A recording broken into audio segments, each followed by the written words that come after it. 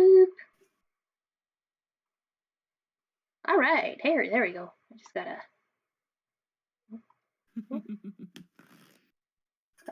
tweak the sizing. Oh, my pink tuber is out in space. Yep. There we go. Look about right, maybe. Wait, something. There we go. Huzzah! Can you hear me now?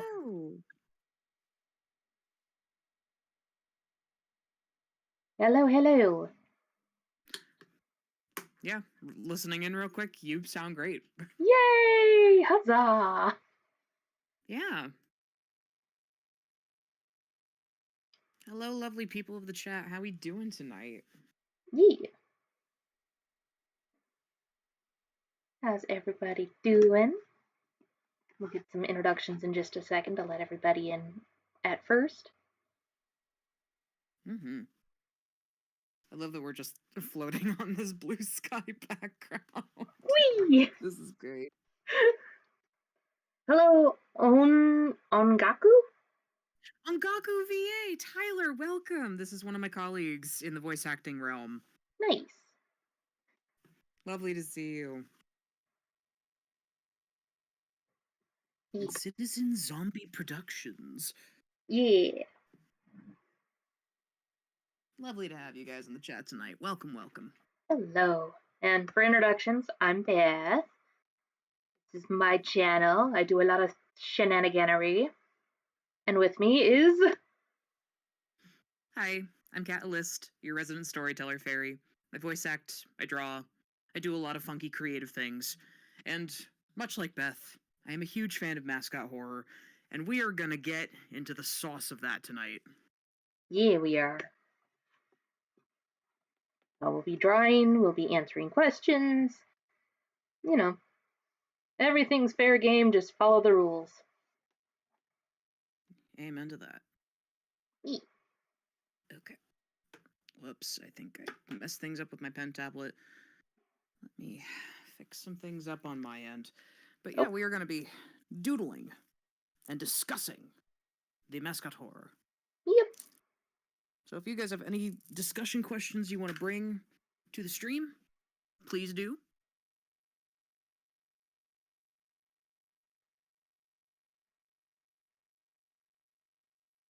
Yep.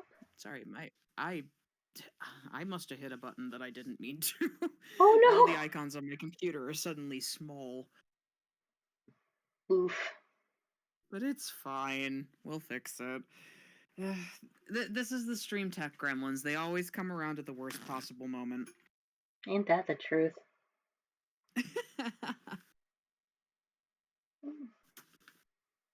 Alright, here we go. But yeah.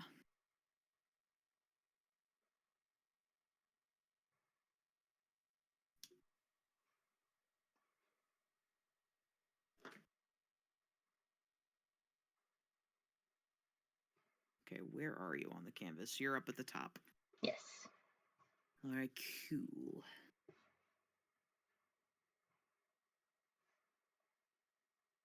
So I'm gonna go a little bit beneath you here to give you some sufficient space. Oh, what do we draw first? So you picked an easy warm-up. Yep.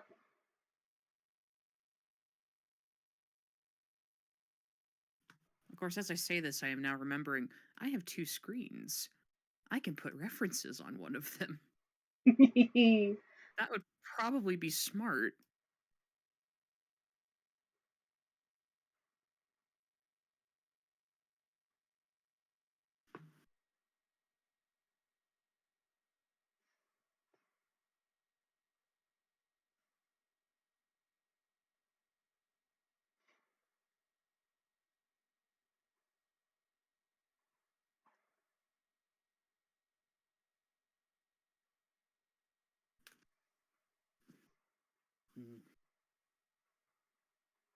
So, how about that sports ball? My sports ball be sports ballin'. Yes, it do. Okay. There is the mouse. There's the mouse. There we go. Nice, soft. Wow, sports. Go sports. Exactly. Sports ball. The sportsiest of sports. Sportsiest of sports. Gosh, what sports are even in season right now? Like, it's about to be March Madness, right? Yep. Yeah, so basketball. I know that one. Basketball and baseball. Hockey's finishing up. Hockey's finishing up. You know, I should know this. I'm related to people that play hockey, but, like, I don't know this.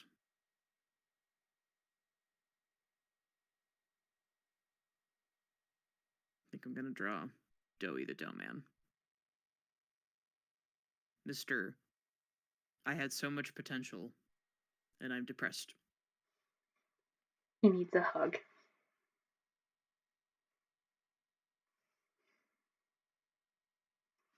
He does need a hug.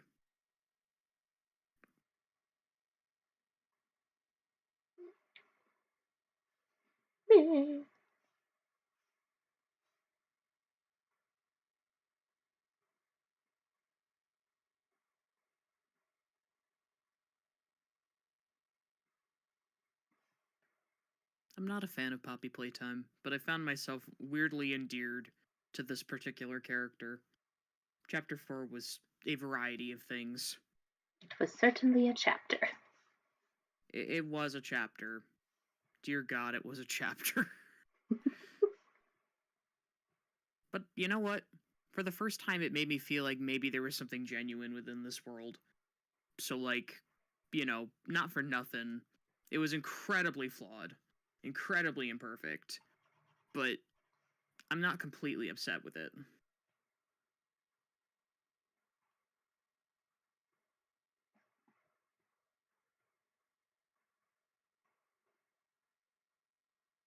That's a Frankie.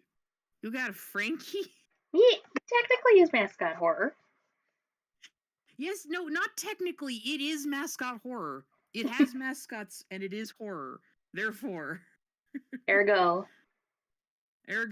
Listen, I mean, it gets included on that one artist's comic pages where it's like all the Mascot Horror mascots are together in like a support group. True. Which I absolutely adore those comics. I wish I remembered the name of the artist. If I remember it later, I'll share. But like, oh my god, I got you. You remember? Yeah. Give me a sec. I'll pull up their Tumblr. Oh, it's legal. No. I love you. But yeah, it's just like, you know, maybe Amanda the Adventurer and Frankie and what's the name of the guy from Shipwreck 64? Bucky Beaver. Bucky the Beaver. Like, maybe they all deserve to be friends. Maybe they need each other. They deserve to have a union.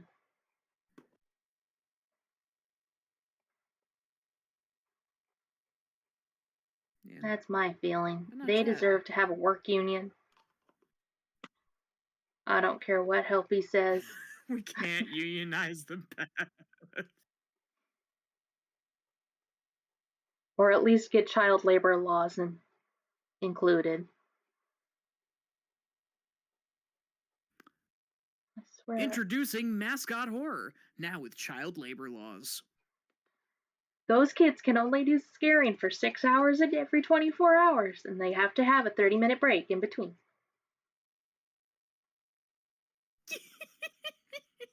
I appreciate you, Citizen Zombie Productions. They deserve a dental plan. Exactly. That is extremely appropriate. Alright, I got the user. Just copy paste.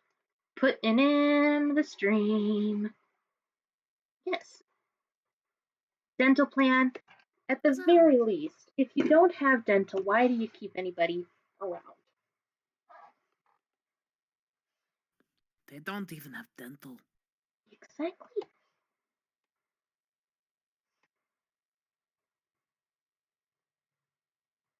I mean, granted, yes. Bendy probably has it the worst. given the state of the Ink Demon's teeth. Well, that and at the very latest, Bendy's around. Bendy has like maybe the 1970s. So True.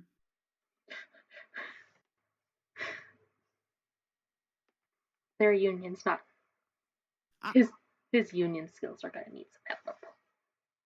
Yeah, Amanda will eventually Yeah. need braces. She is. Yeah.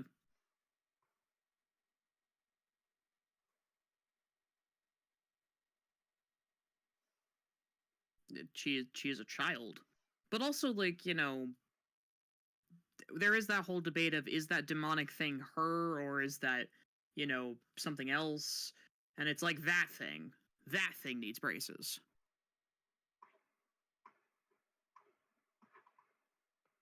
Mm-hmm. See, that's Thank what we you, need. We need a Puppet mascot and horror game where the only doing monster's got the cleanup. perfect teeth. Oh Like god. I mean, that would make it more uncanny, I think. Like, what chat, what's scarier? The big, you know, monster teeth, or perfectly straight uncanny teeth? Like, I think there's an argument to be made for both here.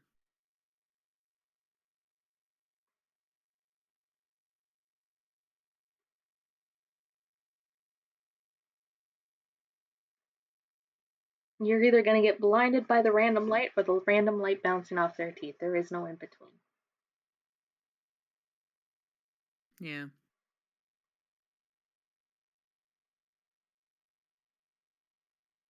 Bendy, but he's just got perfect teeth. That's horrible, and I don't want to think about that. What are you drawing? The perfect teeth monster. No, Beth. Criminal. Crimes against me specifically. Either that or the random businessman who's like, yes, this is the perfect idea. With all due respect, Mr. Businessman, those aren't the features we were asking about. But they're perfect. No.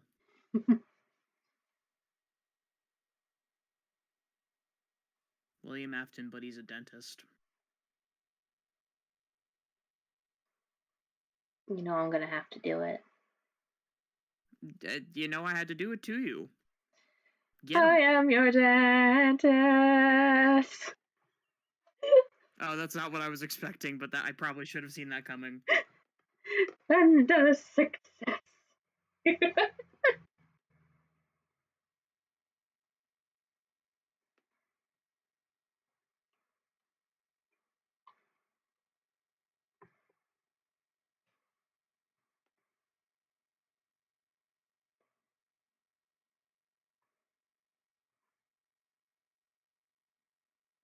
Okay.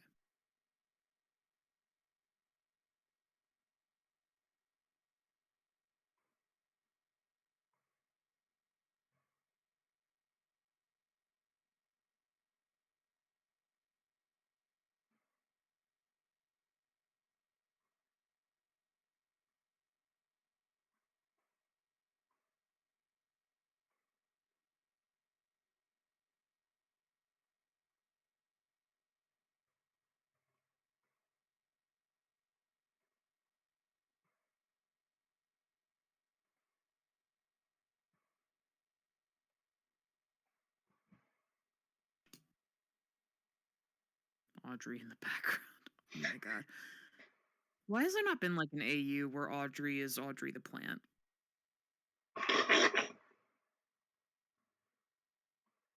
I feel like the world would benefit from that. So who would play Audrey 1? Or is this just like the weird fever dream Joey has where he's Seymour?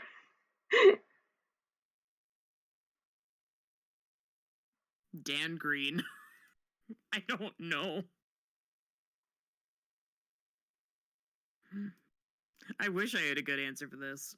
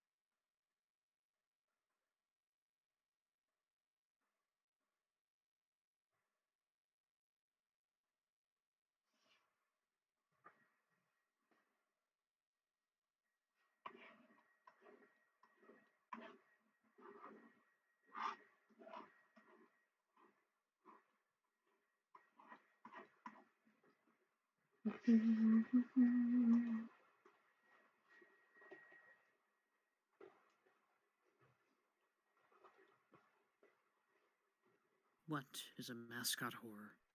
A miserable little pile of secrets. Don't you mean the lore?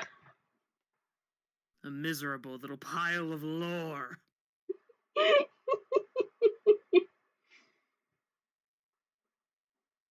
Well, they're not all miserable.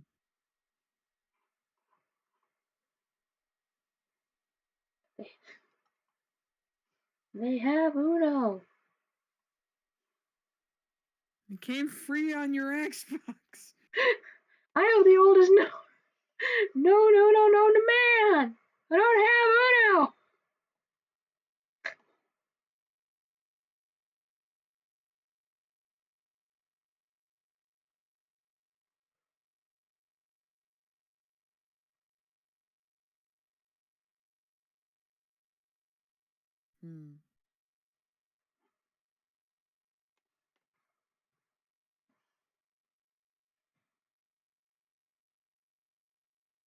So, Chad, is there any mascot horror that you've been particularly enjoying lately?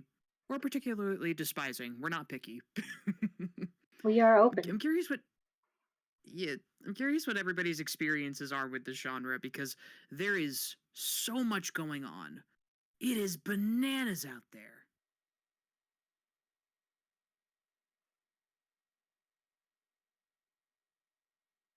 Like, it feels like 1,000,001 things released last year. And yet I feel like I haven't been able to keep up with any of them. Yeah.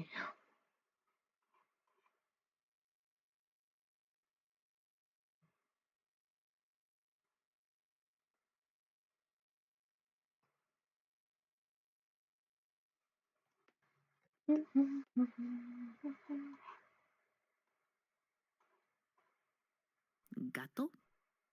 I'm doing a rambly. Oh, not gato, that's a raccoon.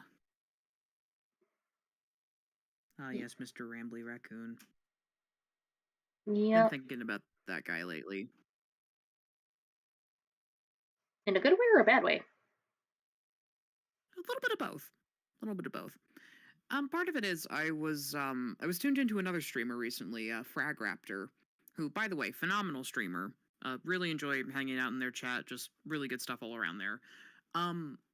And they had a night where they were just drawing Rambly and talking about their thoughts on Indigo Park.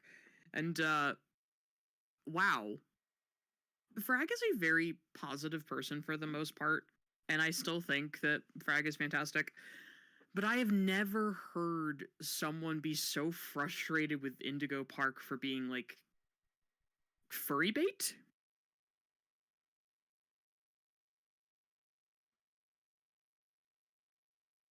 And like, as I've thought on it more, it's like, yeah, Indigo Park has really strong character designs, but the story leaves a lot to be desired.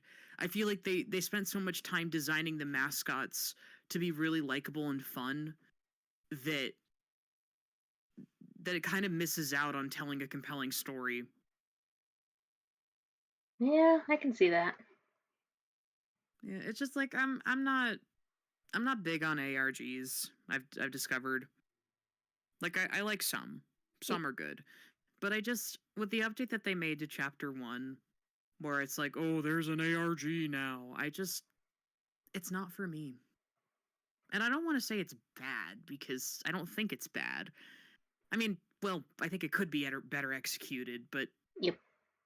And it's just it feels like it's an ARG for the sake of an ARG, and I'm not sure that I'm vibing with it. But I'm having that problem with a lot of mascot horror right now. Like, are we doing things because they are meaningful, or are we doing things because that's just what you do in this genre? And it's a real question I'd actually like to take some time to just play with and think about, reflect on. Yeah. Because it's kind of bananas. Oh, for sure. I mean, what are your thoughts? I'm kind of with you on the. It could be better, or the the Indigo Park ARG could have been implemented better. I think especially since it seems to be they're giving us the lore information that one would have to put into the game to tell the story. So I hope they're doing Yeah. it as kind of like a here's a supplement or like here's the early version of it and not a hey we're doing this instead of actually having to put this into the story. Granted, I will give credit where credit is due. They implemented it a little bit better than Giggleland did for their ARG. Oh. Oh, I would love to hear your thoughts on Giggleland tonight. We'll get there. Oh, we'll get there, all right. Yes. The the problem that I'm having with Indigo Park, outside of the whole Kickstarter thing, is that there doesn't seem to be a lot of evidence that it's really going to step out of the box, if that makes sense. Like, yeah, no, it feels very, very samey, very safe. Yeah, I feel like its biggest crime is that it's gonna be safe. Yeah, and mind you, safe is not necessarily a bad thing. I think in this ever-growing internet where things are rapidly changing and, things are trendy, things are viral, there's a lot to be said for, feeling a little bit samey because so many people are trying things and have ideas that are the same at the same time just by coincidence. That said, like, I do wish we had a little bit more risk, because it is starting to get a little stale and a little bit old, and I'm finding that I'm a little bit burnt out on Mascot Horror. Yeah. Like 2024, as much as Bendy should have been enjoyable, I feel like 2024 was a time where I was dreading every release that was coming out with Bendy. And that's really sad coming from me, who's like a massive fan of this series. Like, Secrets of the Machine really soured me. That was bad. That was It's just like, it's really interesting that it feels like such a rushed thing to be done in time for 414 when what little we do know about development was like they got stuck on what was going on with the cage. Boris and the Dark Survival, we don't know where that was in development. And it's like all these other projects were going on too, and it's like, you were working on so many things and then slapped together this teaser, and it's just, I don't know. I have questions about that. Yep. Yeah. Just choices were made and they were not the choices that I would have made, nor do I think they were I think that's choices. No, that's a good way to put it. Not the choice I would have made. Yeah. Now, granted, we're not like, big time game developers, so we don't know all the ins and outs, but like there are just some things that from a distance, outside looking in, don't feel like they were handled with as much care as they could have been. And I think that's where my problem starts to lie with all this. We may not. I was thinking about this because I was thinking about like all the Kickstarters and stuff. And while yes, we Kickstarters.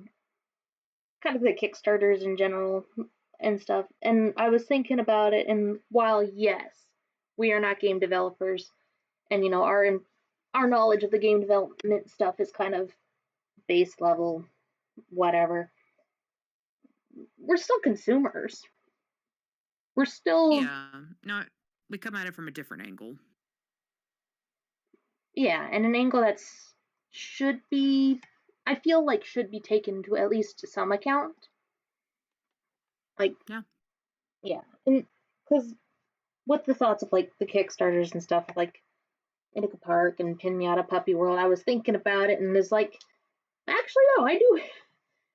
There is like if you've been on the scene of like Kickstarters and stuff of like video games, animation, whatnot, you can kind of tell after your first couple of times pretty quickly like, hey, this is a great project, or hey, maybe I should contact my bank and try and get my money back, or, oh boy, strap Yeah. in, Larry, we're in for a ride. Yeah. I think part of it for me is like when you go to the step of asking other people for money to fund your project, I feel like you need to have a very solid plan before you get to that step. You need to do a lot of research. You need to have a firm understanding of the level of commitment that you are giving to it, that you are asking others to give to it. And it's just like, I think that's ultimately where my problem lies with a lot of the Kickstarters that are live right now.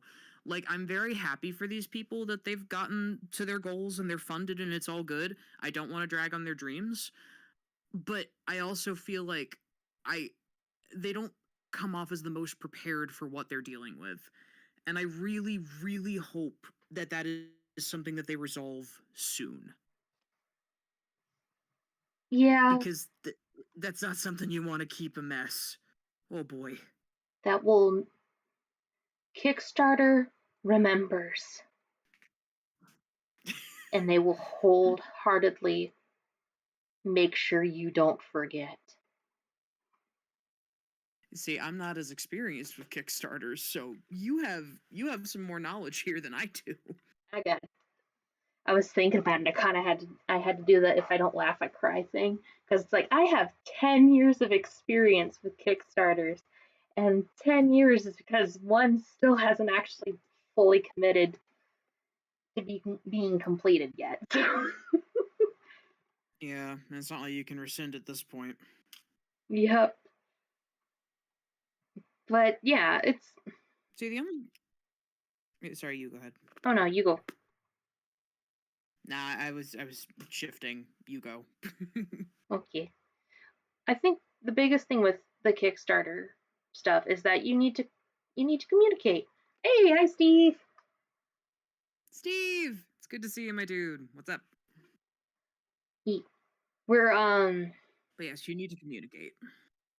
I think even more so than like say on Twitter or even as a normal thing, because essentially people go to Kickstarters and back Kickstarters is because they want the exclusive first information. They want the information or the product first, and by giving them money, the expectation is they get the information first. They don't have to work for the information. They just get it because they gave the money because they paid the cost up front for it. Yeah, And that makes some game sense. developers, I don't think, quite understand that. And everybody's going to suffer when they don't get that. Yeah. It's good to see you, Steve. Thank you, thank you.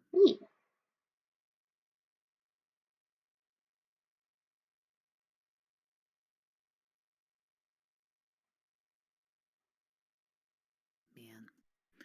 Nah, oh god.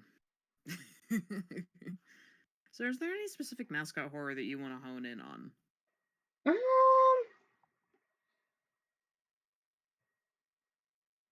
not off the top of my head. I'm kind of good with hopping over to any which mascot horror that grabs our attention. Or if anybody This in is the the chat, problem. or if anybody in chat has a particular question regarding it, or any of the mascots, or what have you, or I guess we could even pull out a wheel and just spin it and The wheel of horror.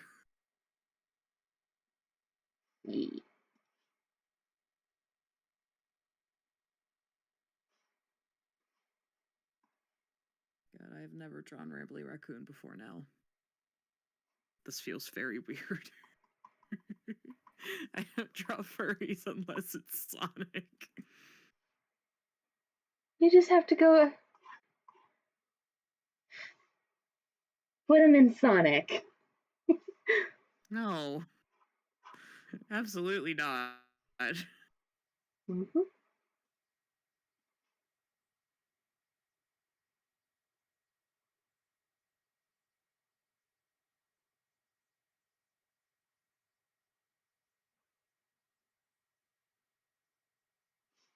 But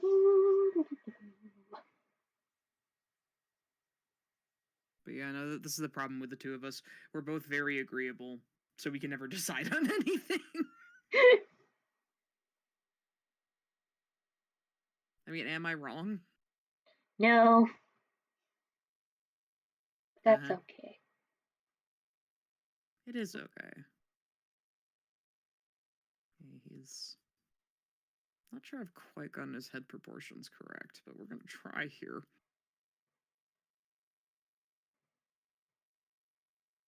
I am curious why his ears are so much more angular than everything else.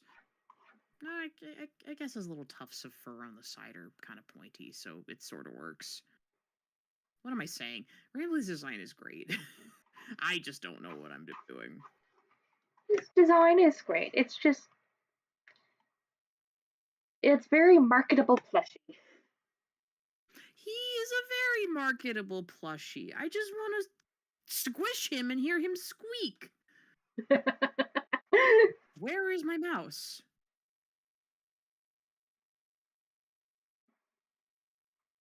What is the one trouble I'm running into? I keep losing where my mouse is when I try to erase things.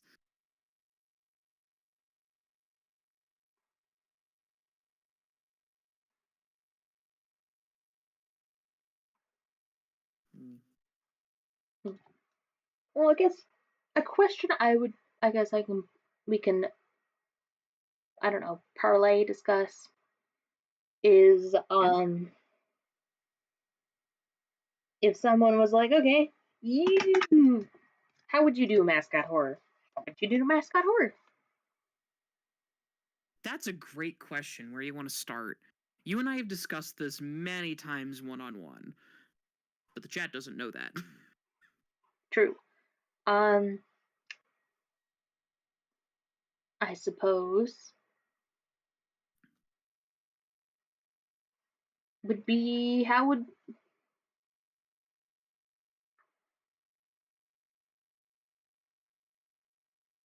are you more of a blah, blah, blah, blah.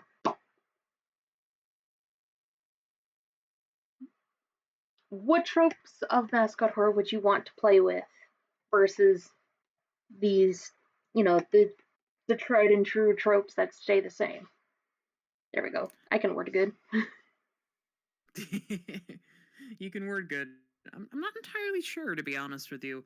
Like, I think for me, I'm getting to a point with Mascot Horror where I want something new, but also, like, I'm very confined in the imaginary department right now.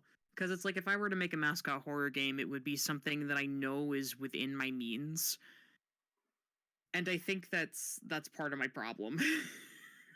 It's very easy to imagine something grand and exciting, but can you actually make the thing that's grand and exciting, you know? Yeah, that's true. But in this hypothetical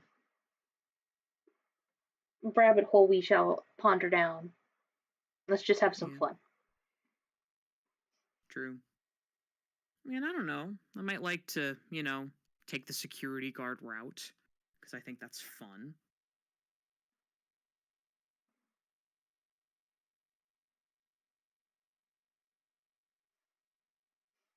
But it's also like, I want to explore some areas that we haven't explored yet. Like, can I be stupid and talk about my museum? Go for it. So, I conceptualized a Mascot Horror thing a while back that is very unorthodox, and it just occurred to me the other night that it is kind of leaning into, like, Night at the Museum sort of a thing. So I don't have a name for it, but it's like, okay, so you're a security guard at an art museum, and there's this evil lady in a painting that's very upset that she is in a painting and nobody's visiting her. So she goes and terrorizes the other art exhibits, and then you got to put them back together. That's the plot. You run into this not to go with the whole AI thing again, but it's like there's this little, museum assistant app that leads people on guided tours through the museum. Because, that's a fun thing. And his name is Ross. It's an acronym. It's very convenient. But his name is Ross. And you work with Ross because he is running on an outdated version of the app before everything was messed with, so that he knows what it is to fix. So it's kind of like a spot the difference sort of gameplay, and that's the horror. I'm not exactly sure how to make it scary, though. That's the problem. Like, okay, this makes sense. Spot the difference. That's a fun gameplay element. You got a fun setting and a fun story. You got fun characters. But what does the gameplay look like so that it's engaging? You know? And I think that's where Mascot Horror right now is losing me a little bit, because as the infamous term of walking simulator has become more and more of the vernacular, Mm-hmm. I I like the walking simulator game style, but it needs to have more substance than that. It needs to have a balance of there is story, but also there is actual things that you as a player are doing where you get to make choices and interact with the world. I think that's the greatest thing that was a struggle with Poppy Playtime Chapter 4, other than the game being really, really buggy. Buggy wuggy, if you I will. got a little frustrated with the story. Well, it's like, I'm somebody who loves story, but that was too much story for me. And that's saying something. Like, don't just grind the gameplay to a halt. Let me move around. Let me talk. Let me interact. Let me do something. Don't just have the characters talk at me. Yeah, I think that's the biggest. That is a big issue that can happen with games and storytelling, is that um, it becomes less that the player gets taken out of the experience because they are told the adventure. They don't get to partake in Yeah. the adventure.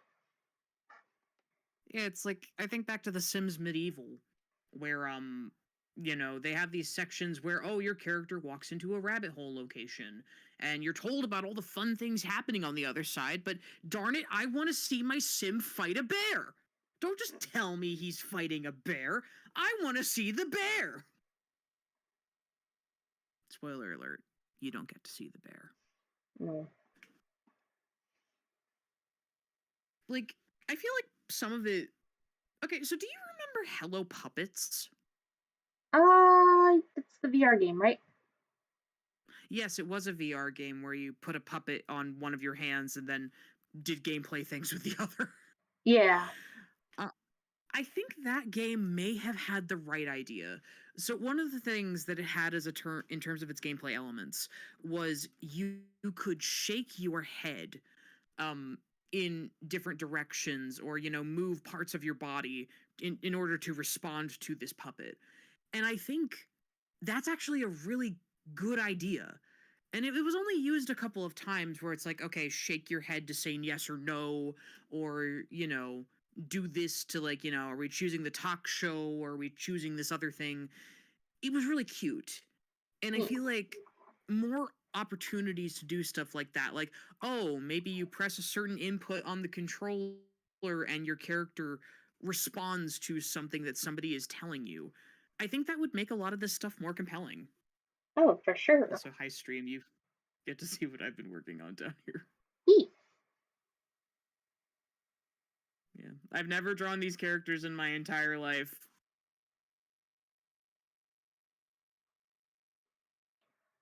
Ooh, citizen brings up a good citizen brings up the point of make it like Silent Hill's approach to horror. Drop the enemies onto the player and force them to make a decision. Run or fight. No cutscene to present the enemy. I mean, yeah, for certain things, absolutely. All right.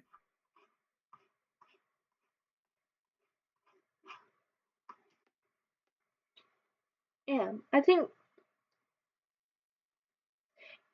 with Poppy Playtime, one of the issues is that they did all this story to talk about the lore and everything, and it's like quote unquote What does it answer. amount to? Yeah, they're still the questions we came in to ask are still not answered, and it's like at this point, like why should we care? Like who is our Yeah, we're player 4 character? chapters in.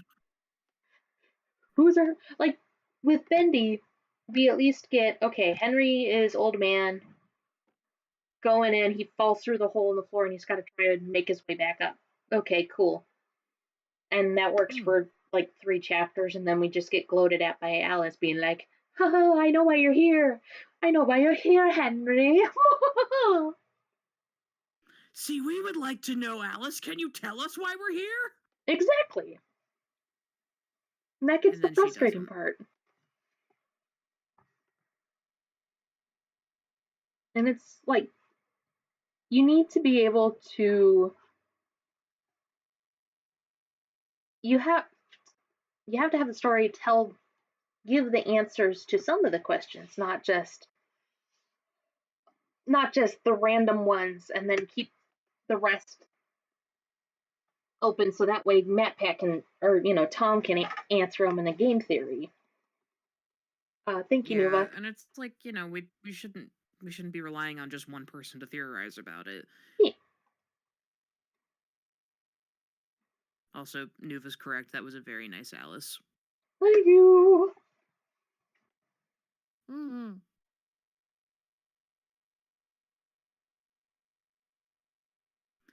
Like, honestly, I'm somebody that I'm low-key considering maybe getting into learning how to make a visual novel, because I feel like it would be fun. I feel like that would be a natural fit for the skill set that I have. The only thing I don't know how to do is make music and, build the game structure, but I can tell stories. We can get there. I'm just, I worry about the pacing of it, and it's like all the expectations of when you go to tell a story. Like, not to, go Mr. Hippo on you, but when you say you're gonna tell a story, you have to tell a story. Otherwise, you're just talking. Yes, you have to like, show, not tell. Yeah. It's like there's a certain amount of balance with being cryptic that needs to happen. I say this as someone who loves being mysterious and cryptic and silly. It's all about balance. It's not that any of these things are bad. It's that they require specific balance to work well.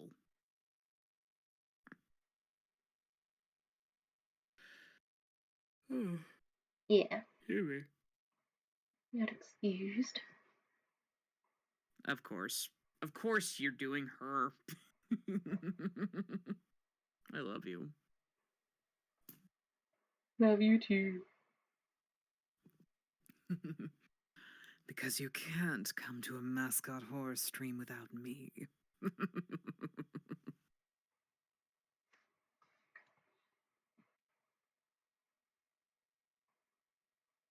God. I still don't know how I feel about Alice Angel as of Dark Revival. There were choices made.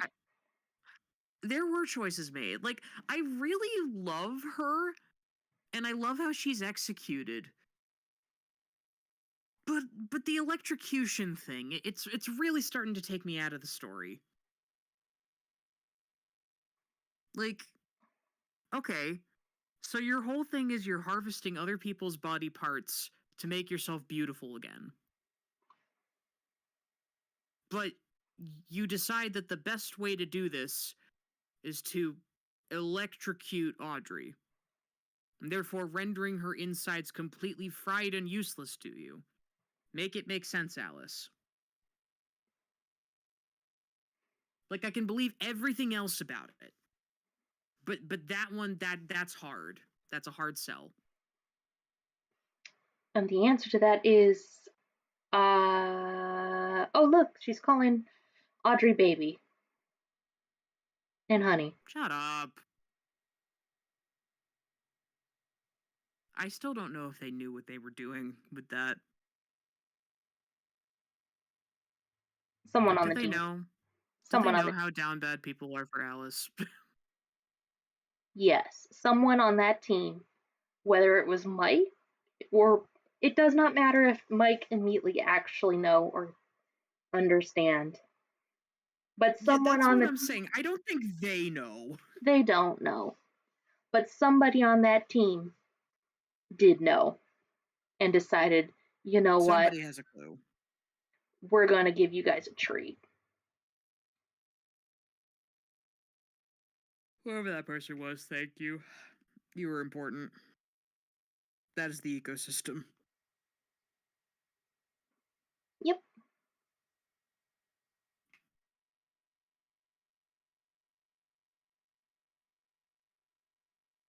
That would go.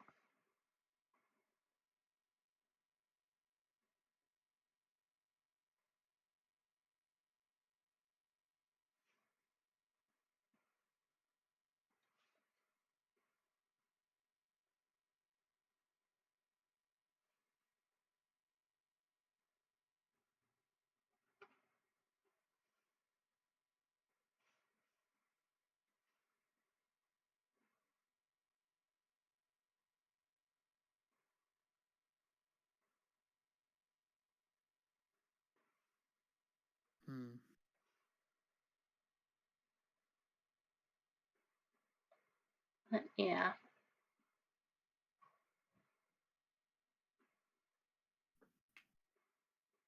Yeah. Yeah.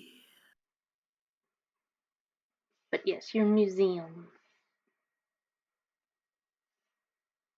Sorry, Mike cut you off. Oh, the museum idea we were talking. Okay. I mean, what else is there to say there? Mm-mm. I don't know either, Beth. All I know is I can't bring up Ross without my sister going, "Oh yes, Ross from Friends." No, sis, it is not Ross from Friends. Admittedly, Ross started as a discount Wally Franks impression that I started doing, and it's like, yeah, I can do something with this. Sure, why not? So no one knows what's gonna tell you life is gonna be this way. Da da da da da. See, the funniest part about this is I've never watched Friends. I only deduced that that was the Friends theme song through context clues. I know nothing. I couldn't tell you why I named this particular character Ross. He sounds like a Ross to me. Bob Ross? Hmm? I mean, could it be a reference to Bob Ross? Not particularly. Although it may have been. You know, now that you say that, I have some vague recollection that might actually be the case. It is an art museum. Yeah, I don't know. Just Ross just kind of exists. He's kind of here in my heart and my spleen. Oh no. Yeah, I'm not leaving. I pay rent. Oh, that's good. What do you mean that's good? At least your brainworms pay rent. Oh, no. You don't understand. Dollface, please. I am a spleen whim. None of that brain business. You still pay If I were up in the rent. brain, I'd be in the penthouse. No rent for me.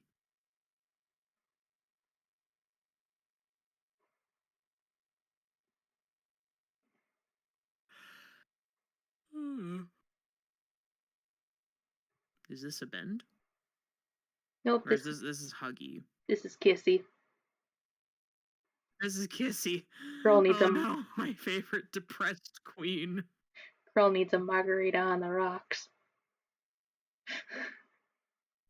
Oh my god. But Beth, she's a child. They're all children. They can't have alcohol. They can't According have to happy the ARG, kids. they're all children. In the games, they could be adults. Yeah, I'm still kind of annoyed by that. Like, I'm sorry, you can't make a character named Mommy Longlegs and tell me she's a child. That is not how that works. Also, high flag. Hi, Yes, you two Flag. should start asking your brainworms to play your parents. That would be nice. It would be, wouldn't it? Oh, Nuva! You didn't know? I Yeah. sure didn't either, because the context clues of the game sure did seem to indicate she was that one employee who lost her family and was a mom. So, like, logically, yeah, reading the context clues, it feels like Mommy Longlegs should be an adult who was a mom and lost her family. But is that what she is according to the ARG? I don't play the ARG. But that's what I'm told. What everybody and I really found hope that's out. not the case. I really hope the fandom has grossly misinterpreted this, but they probably haven't. Nope. And I'll be depressed about it if that's the case. Hi. Hi, Zion. Discussing the mascot. Mommy Longlegs should not be a child. You can take that to the bank. Billy, give me 2 nickels. Oh, Nova, you're not missing much. I have issues with Poppy Playtime. I don't think it's a bad series. I do think Mob Entertainment's business practices leave a lot to be desired. But we're not here to talk about that. I just. Chapter 4 has gotten me to turn around on it a little bit because I've spent some time with people who are genuinely invested in Poppy, and seeing them get so excited for it and point out all these details where it's like, look, oh, this thing, it was handled with care and love. And it's like, I'm so happy you can see that. And now I can sort of see it too. We're getting there. But I look back at chapter 3, and there's a part of me that feels like that game will never be the same as a result of everything that happened with chapter 3. That game is never going to be exactly what anybody expected of it. And I have some feelings about it, if you don't mind me getting into it. Yeah, go for it. So, Mob Entertainment, if you're listening, please stop marketing your game at children. I'm sorry, Poppy Playtime is more than due for a T rating at this point. You should not be selling little Tommy and Susie a Huggy Wuggy lunchbox. Okay? Like, it's one thing if you're marketing that to adults, but Huggy Wuggy should not be in the toy aisle right in between Mario and Sonic. I'm not exaggerating, that is where I found him more often than not. Mm-hmm. And it's getting annoying at this point. And I can make this complaint about Mascot Horror on a lot of fronts too. But with Poppy in particular, and even a little bit of Bendy, we'll get to that. When it comes to Poppy Playtime, I'm bothered by the fact that it shifted tonally so much, but it didn't adjust for that in who it markets to. Like, chapter 3 had this whole, okay, we're not just baby's first horror game anymore. We're gonna get dark. We're gonna get edgy. We're gonna be the Shadow the Hedgehog of Mascot Horror. With the damn 4 because that's chaos what it emeralds is. and all. Well, it's funny that chapter 4 is where things got interesting. Where it's just like the way that the horror was executed was really good in chapter 3. I mean, I have some complaints like, why did you reveal your best scare in the marketing? Why did you reveal Huggy coming out of the TV like in your trailer? Why didn't you let that be a surprise? Because that would have been way scarier if we didn't know it was coming. And I question that decision so much. But it's just like everything about it, like, oh, we've gotten into some real murder. We've gotten into some real, Like, chapter 2, the way it ended was with Mommy Longlegs getting thrown into a grinder, which was horrible and great. Like, great for the plot, horrible for everyone involved. And it's just like the whole sequence read as such a YouTube reaction video sort of clip that it's been really hard for me to take anything seriously since that point. But chapter 3, for me, like, this game adapted to try and be scarier and darker and edgier, but I just don't like how irresponsible it is with still marketing itself to kids. because there's nothing on the Steam page, at least the last time I checked. Maybe this has changed, where it looks like it's not for kids anymore. But I don't know. But Chapter 3 was not for kids. Chapter 4 is not for kids. It should not be put, like, it should not be put in a place where kids can access it. Or kids can, get it mistakenly. That's not cool. Yeah. And it's just, that's a majority of what my problem is. Like, I get it. They've got initiative to sell their game and sell toys and merchandise, and yeah, that's great and all, but it's frustrating. It's asking for trouble. Yeah. It's just like, I have seen 7-year-olds walking around in Walmart wearing Huggy Wuggy on their shirts. And it's like, it bothers me that the parents don't even know. They're not researching. They don't care what their kids get into. That's not for kids. I would not hand Poppy Playtime to someone under the age of 16 because I don't think people younger than that can handle that flavor of horror. Like, there's absolutely a conversation to be had about including kids within the world of horror. I think kids shouldn't be shielded from horror. But when you were, when you were letting kids get into horror, I think there's some real talks that need to be had. There's some real consideration to have there. Are you drawing a bunch of characters that are voiced by Michael Kovac? Okay, cool. Because I didn't want to ask and double check and make sure Zoe was voiced by Michael Kovac, but yes, I figured Joey the Doughman is voiced by Michael Kovac.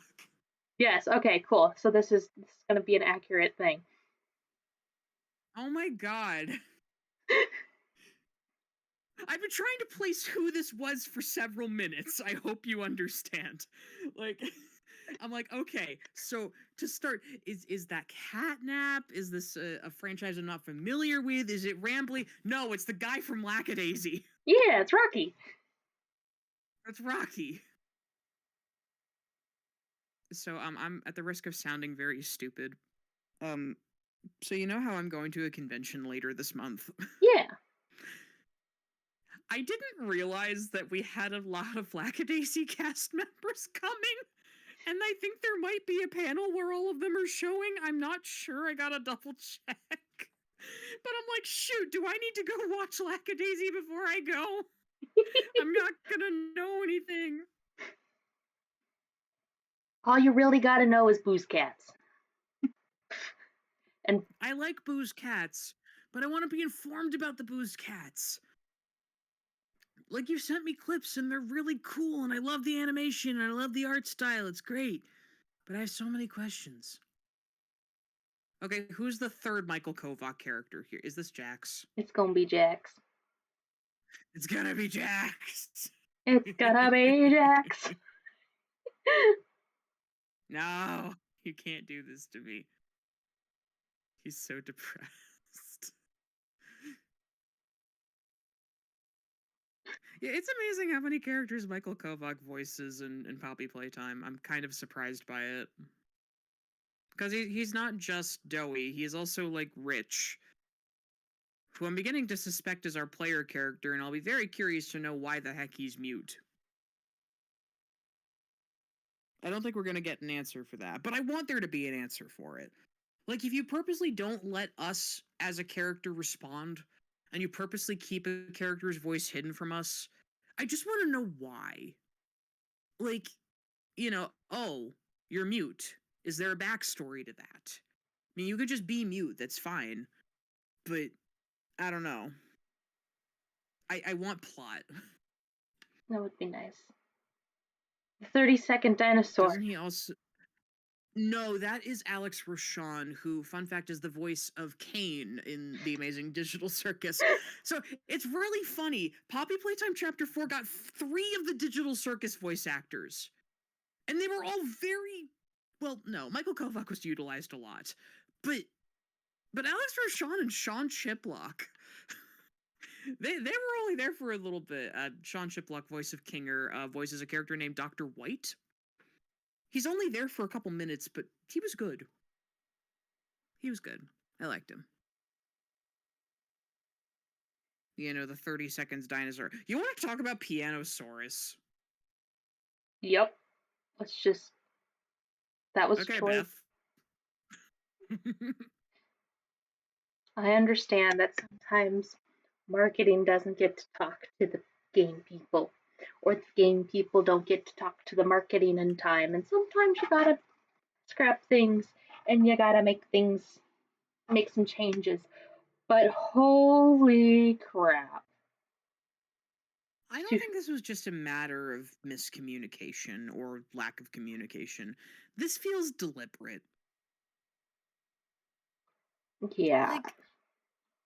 Like, okay, let's hype up this character with this really cool design. Let's give him a whole trailer where we show him off. A couple trailers. And then we're just gonna kill him. And it's like, I get it. I don't have a problem with Dowie killing him. Because a lot of people do. But I don't have a problem with Dowie taking him out. I have a problem with Dowie taking him out immediately. I would have liked it if he had been a threat for like a couple minutes. Just something. To immediately kill him off. Like, it shows off how powerful Dowie is, and it all does a lot to serve Dowie's character. But, like, Pianosaurus, I think there was a better way to execute that. Yeah, like if the goal was to make Dowie look cool and showcase why Dowie, you know, showcase why this character is cool and awesome and everything. You need to showcase it in the story. You can't use outside media. Like this is the issue with with the games that do the ARGs and even to some extent have the books and stuff without properly telling people beforehand because because now it's like, oh well, how was I supposed to know this character is cool? Yeah. I think that's, a real discussion to have. Like, what is the advantage of tackling different types of medias? Because, like, that is the thing about, doing something like a book or making something like a game. There are distinct pros and cons to storytelling within each of these medias, or in each of these mediums, excuse me. But are we doing those things because we want to utilize that? Or are we doing these things because it will make us money? Or are we doing these things because they will build hype in terms of our marketing? Like, will those things stand the test of time? The thing about ARGs that, kind of don't work for me is that, yeah, you get really invested in the moment, but it doesn't have longevity. It doesn't have, a long term thing. Eventually, that ARG goes away. And you're left with a puzzle that has either already been solved or becomes unsolvable for somebody that's new. And it's Yeah. like, I don't like that. It feels like, it's exclusive. And maybe that's the experience that they want, and that's fine. But I feel like it loses something. Like, I was going back to the original Bendy and the Ink Machine, last year, and Beth was with me, and we had a really good time. But Mm-hmm. one thing that was very noticeable for me is that while this was a fond walk down memory lane, Bendy and the Ink Machine does not hold up as well as it could. Because I think part of the excitement of that experience was when each chapter was getting ready to drop. There was all this anticipation. There was theorizing between chapters. There was, guessing and hypothesizing about what was going to happen next. There was, oh, here are these details we noticed. Let's put them together. And Mm-hmm. then it was, the shock reveal of what actually happened. And I think part of what makes it difficult is that it doesn't have a timelessness about it. It's very, you had to be there in 2017 to really get the full experience. And Mm-hmm. I'd like for Mascot Horror to start stepping away from that a little bit. Like, these games don't have to be timeless. No game has to be timeless. There are going to be things that are incredibly dated, incredibly retro, incredibly of their time, and that's fine. But I want more of these games to make an effort to be timeless, to make an effort to be good in the long term rather than just being fun in the moment. And Yeah. maybe I'm misguided on that. Because you got to live in the moment. But also, like, I'm left wanting more. Yeah. Like, yeah, go ahead. Well, I agree with you. I think the a lot of the mascot horror stuff is very of the moment, of the time, of when it's first initially released.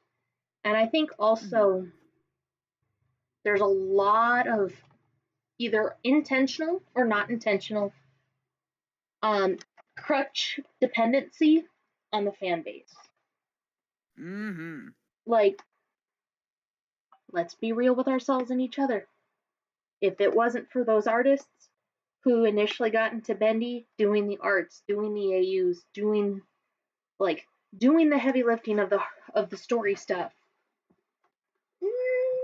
would Where projects, would we be?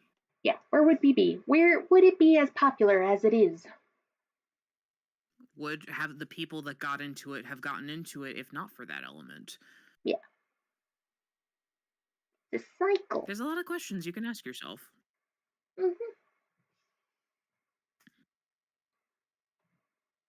I mean, I think that's, that's something that I think about a lot with Mascot Horror. Like, what is the thing that drives it? Is it born out of this genuine love of indie horror games? Or is it born out of this idea that we need to be viral? And I think that depends on the developer. Mm-hmm. I feel like there are some people that are very, very small and very humble and great. There are some people who are like, I'm just winging it. I have no idea what I'm doing, but I'm going to make a game, baby. And then there are some that are more intentional about it, where it's like, yeah, I'm going to make the next hit game. It's going to be so popular. Everyone's going to be talking about it. I'm going to be famous and rich. And it's that last group that, like, I'm a little more skeptical with. I mean, that's a big thing that bothers me about Poppy Playtime, because it felt like it was coming from that place. Whether or not it's actually coming from that place, I don't know. It's not like I've ever talked to the developers to know how they feel about it, to know what their intentions are.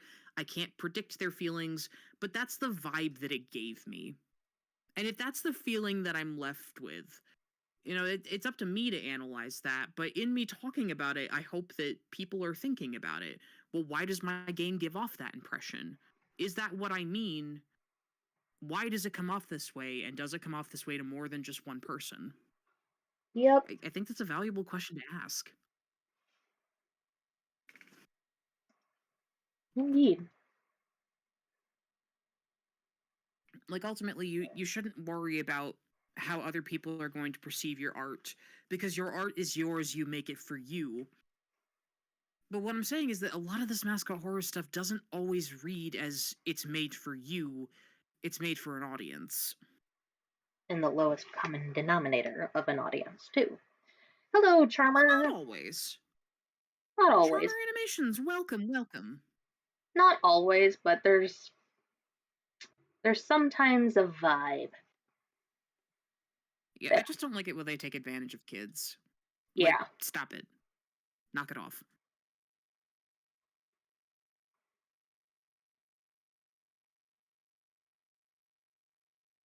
I'm sure you probably...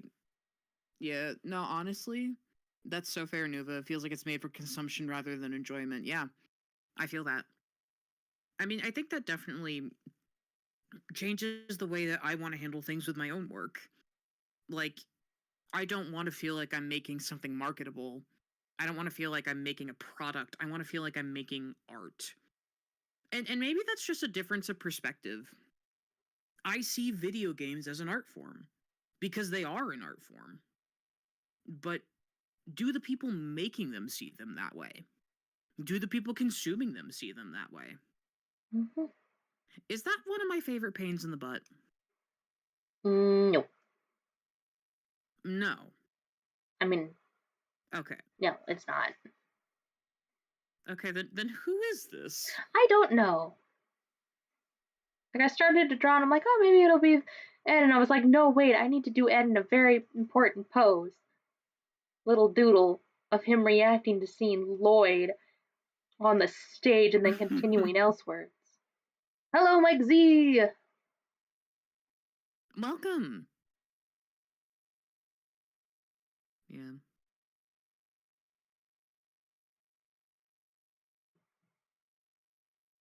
Yeah, no. Like, don't get me wrong. It's not bad to want to make money, and it's not bad to make decisions that will get you money. I just don't feel like it should come at the cost of the integrity of the art. And that's where I feel like we are right now. Because it's like, are these choices being made because they make for good art? Or are these choices being made because they can make us money? Or are they being done for both? Both can be a great answer. I'd love it if it were both.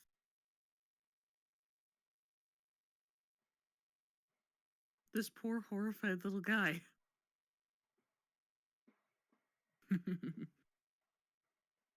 Well, you know, you walk Thank into the you. amusement park that you haven't gone to since you were a kid, and you see on the stage where you have to go past, you see a living lion, and then you continue on anyways.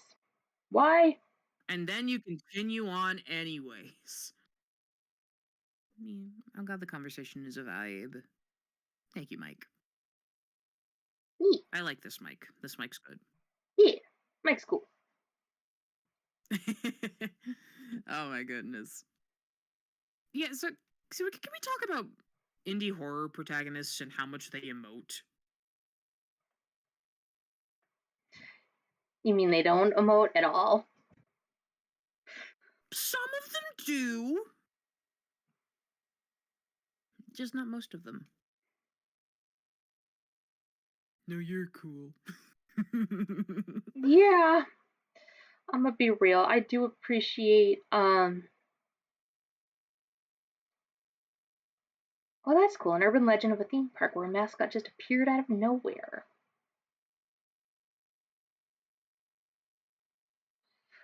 Um, I do appreciate for Indigo Park, despite the fact that we get very little information regarding Ed, we at least get his text feelings with the with the collectibles. I do think that he needs like they actually need to like they either need to give him a voice or they need to give a reason why he doesn't he is not vocal. But I at least appreciate that there is an attempt beyond just like, oh, he's just a silent protagonist. Yeah. I mean, I do wish I had a little bit more, like, in terms of his motive. But at least he has a motive. A motive that we know, sort of. I mean, we could get twisted on what the motive is. That's entirely possible, and I'm chill with that. But it's like, Urban Explorer, this is just what he does. This is his hobby. And I'm okay with that. Yeah. And he went to the park when he was a kid. He has fond memories of the place. He's tied to this place. He's got a reason to be invested. And to continue illegally trespassing. Which, you know, I can't wait for how that gets waved away. It's like, yeah, you turned on the power at this abandoned amusement park. How come nobody came and took a look and investigated? Rambley knows a good lawyer, I guess. Don't worry, buddy. He I'm knows contacting helpy. the Indigo attorney. And it's right and it's helpy. And it's helping. It's a bear. It's just a bear. And they're cheeky about it. Yeah, Bendy did make an excuse. Bendy did make an excuse, but then they ruined it. Yeah. How you know what would make Like, our I'm twist that's sorry, Dark controversial? Revival, man. Yeah. Yeah. Yeah, it's important to keep a financial. I think I think it kind of. I'm you with you guys on. It's important to keep a financial mind on things because paychecks are mighty motivational. I do Yeah. I do think, however, at least with the aspect of like game and starting indie devs and starting like the people who initially first start doing like the Mascot Horror and stuff. That's Yeah.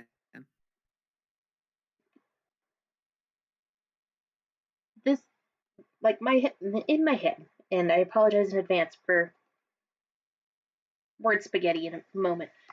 But Hmm. the idea, like if you're like, I want to be a game developer, like you nobody has been able to start as a game developer and not have another job going on unless they are from a Yeah. very At least when you're independent. special circumstances. And Mm-hmm. even if it pops off, like you still have to make the financial decisions and be responsible. Like we still I'm going with the logic that a lot of the time is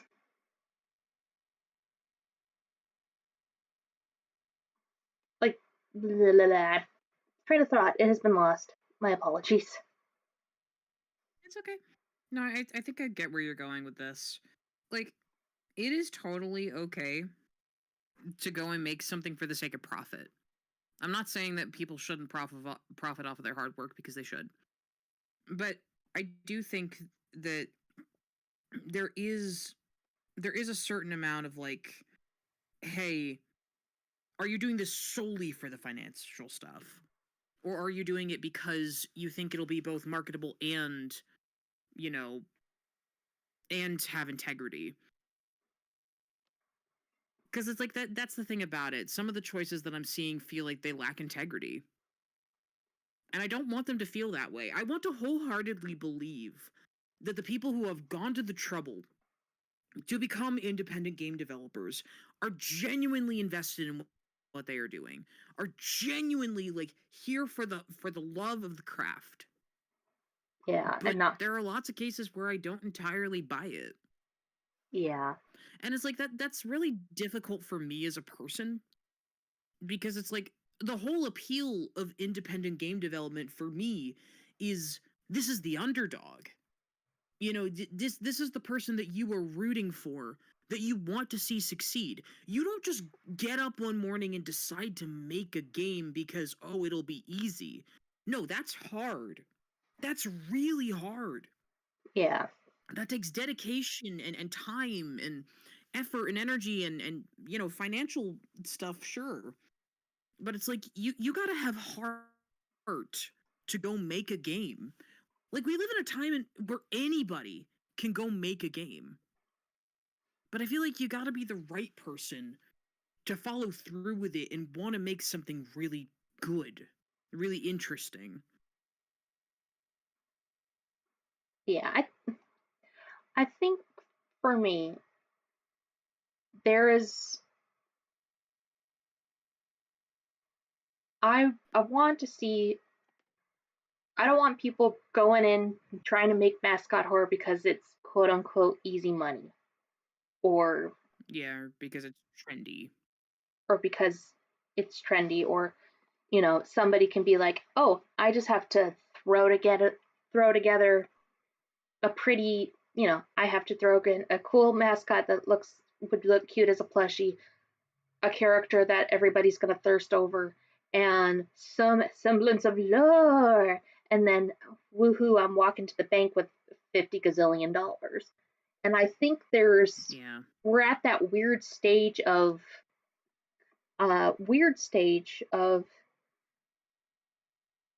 um, oh, hey, Drago Bob. We're at that we're at that weird stage of Mascot Horror's quote unquote life where for every good, awesome project that is like it's like this person is doing their best, they're going to try and do it, let's have some fun. There's like two or three dev teams where like, okay, we can just slap a few things together, put it out, and we're going to be printing money. Yeah. Yeah.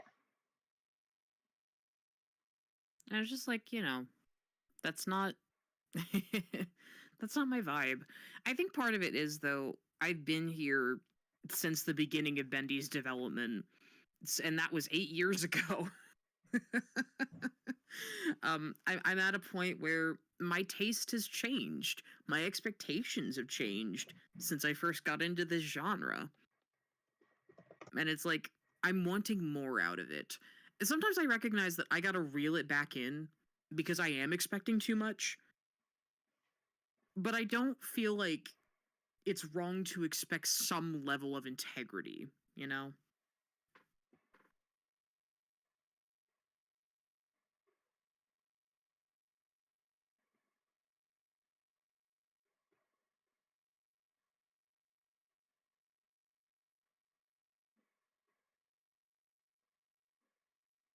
Yeah.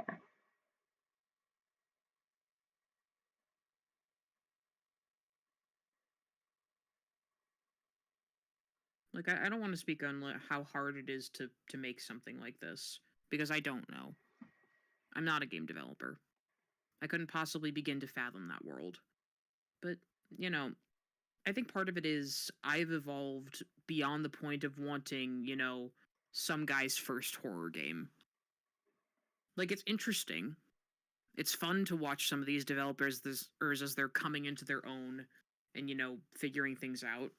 But it's also really painful because it's like, we've learned from this mistake already. But they Google haven't, is right because next they haven't been door. there yet. We can Google. We have the technology. We have the means to avoid this again. But we don't. No, they do not. Because, if you don't know your history, you're doomed to repeat it. A lot of these games don't pay attention to each other, or if they do, it's just, figuring out what they want to copy from other successful games, rather than learning from their mistakes and be like, hey, let's do better. Yeah.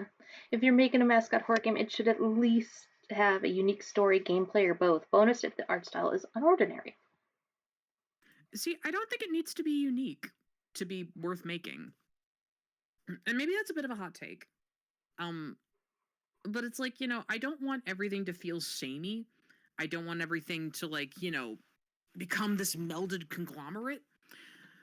But I also don't want people to go and push themselves in a direction that they don't want to make things in, Like, if you really dream of making a game that looks like and feels like FNAF, but it's not FNAF, by all means.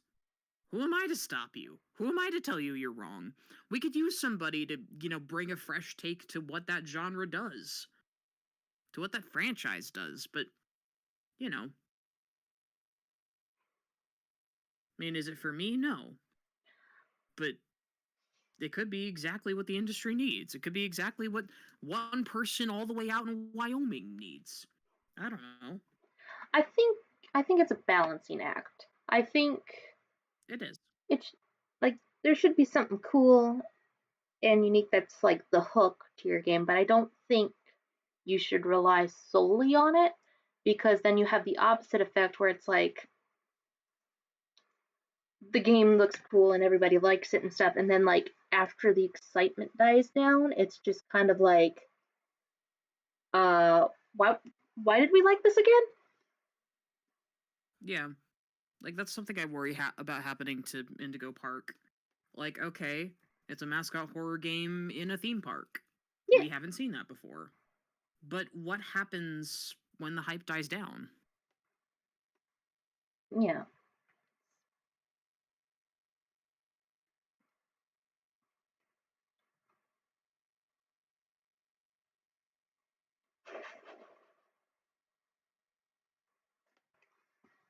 Yeah, no, story or concept are key to a game, I think.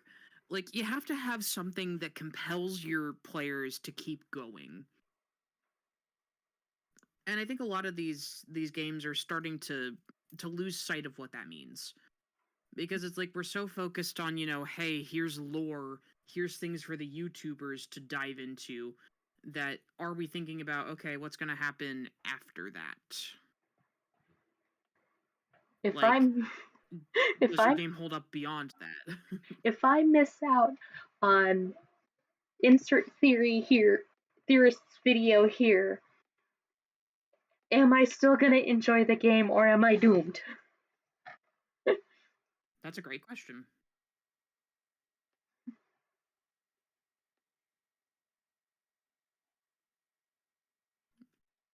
It's like, not for nothing, I don't watch a ton of game theory.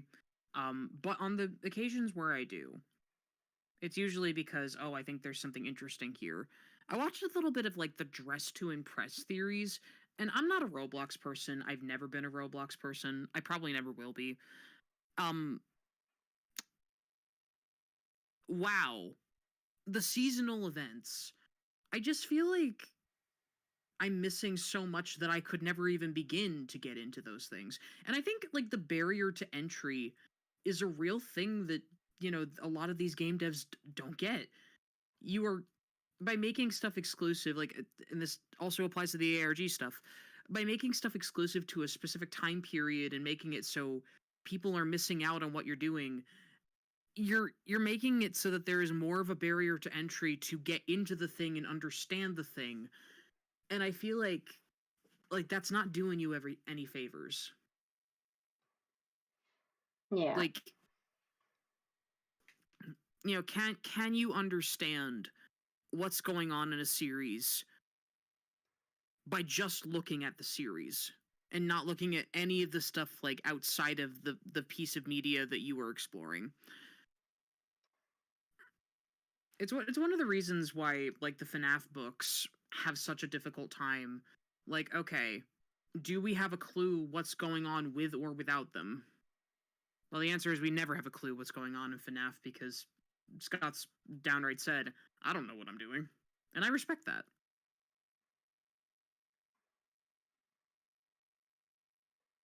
It is the it's the Clefairy in the spaceship going, I don't know what I'm doing. Smack, smack, smack, smack, smack. Why is the Clefairy in the spaceship? I don't know. It was a clip from the anime that I see used as a GIF all the time. Oh my god. Speaking of anime, why does Lloyd have like anime hair?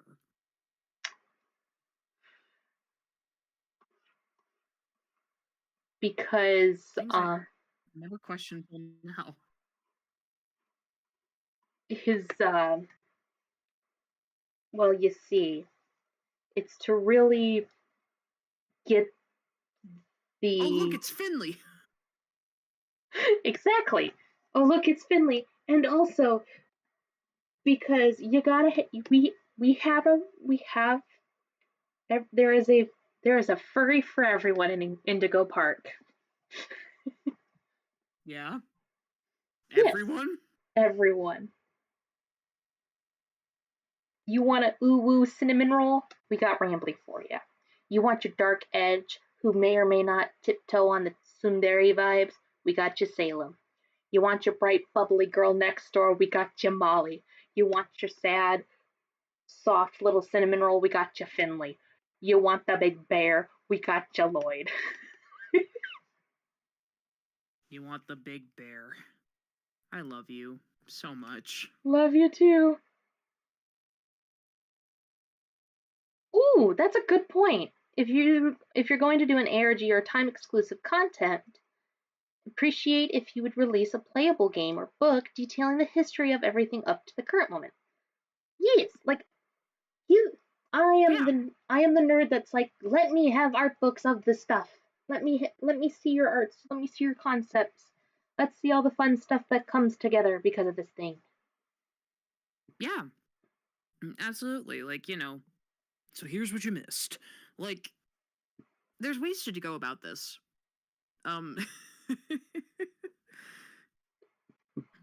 Like, Beth, is it okay if I talk about the Bendy books? Go for it. I love the Bendy books, but oh boy, are the Bendy books controversial. They have a lot going on. And it's a little frustrating because the first book is incredibly ambitious, over ambitious, because it tries to do. Where's my paint can furry bait? That's coming out chapter 2 or chapter 3. Oh yeah, absolutely. Yeah. Hydration check. We're all gonna take a sip of water. Gotta quench that thirst. Listen, we're talking about all these thirsty furries. I gotta take care of myself. Yeah, so the Bendy books drive me a little bit bananas because I love them. I love them with all my heart. I talk about Fade to Black a lot. I love Fade to Black. I think it's absolutely brilliant. It does really cool things with Bendy's ideas. I love it so much. And it came out a couple weeks after it was announced. The games determine the canon and everything else is a fun extra. And it's like, my dude, please. It's not that the Bendy books are bad. I mean, some of them are better than others. But I take issue with saying that they're just fun extras when there has been an expectation this whole time that they were something we should be paying attention to. And then Dark Revival comes around and you do nothing with them. And it makes me feel like I wasted my money. Like, okay, not all these stories have to be relevant to the games. I understand that. I accept that. I'm okay with that. But the fact that you did not manage expectations up front really bothers me. That's the problem. It's not whether or not the books are canon. It's about, hey, make it clear from the beginning if you have a book series, if I need this in order to understand what's going on in your games. I don't think I should have to rely on books to understand the story of where your game is. Okay? Yeah. I think the story of the game should be in the game, and the other stuff should be an extra. But, like, if you want to throw me a bone and, give me a little something for having read your book, like, oh, here's a character from the book that cameos for like 5 seconds. And it's like, oh, hey, it's Buddy. Oh, hey, it's Abby. Please give me Abby. You can't just make a character that's integral to the Joey Henry backstory and then say, oh, yeah, she doesn't exist. Because here's the fun part. Now you have to answer that question in the games because nowhere else is anybody going to believe it. And now you have created more work for yourself. Congratulations. All right, see you later, Mike. Thanks for stopping by. Have a good rest of the night. It was good to have you.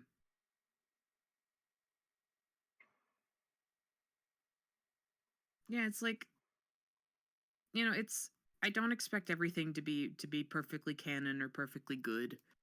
It's fine. I'm left with a little bit of disappointment.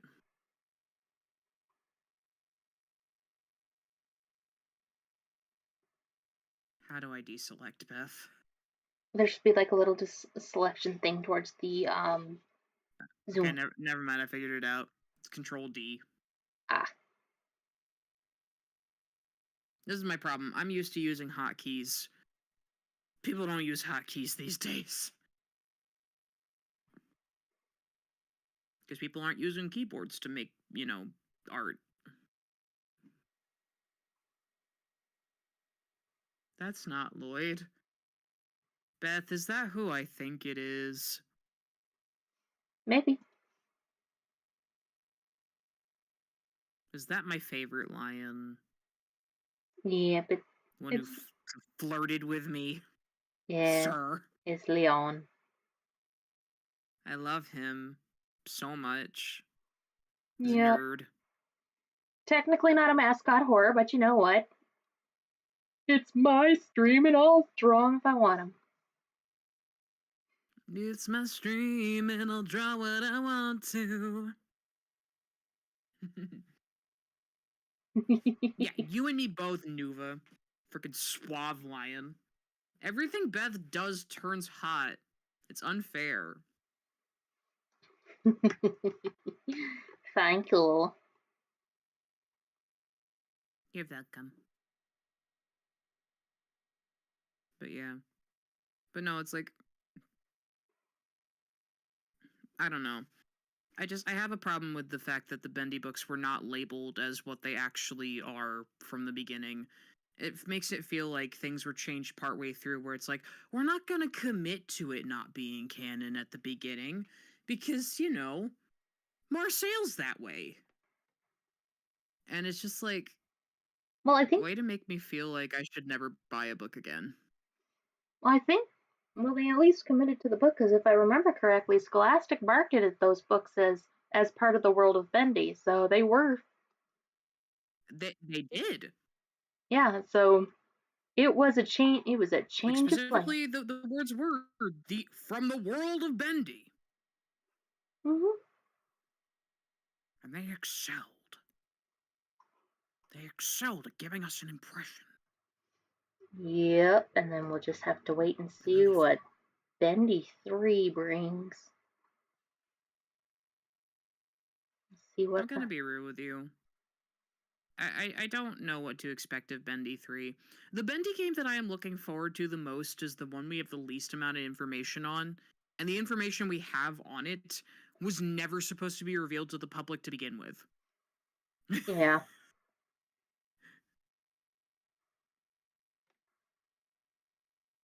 It is. I have questions. Yep. So many Oh, questions. take care, Nova. It See was ya, good to have Nova. you. See ya. Yeah, I think we'll probably stick around probably for another 20 minutes or so. And then we could probably call it there because we have been going for almost 2 hours now. We have? Well, cheese. Yeah, just about. 150 is what OBS is telling me. Yeah, that sounds right. But yeah.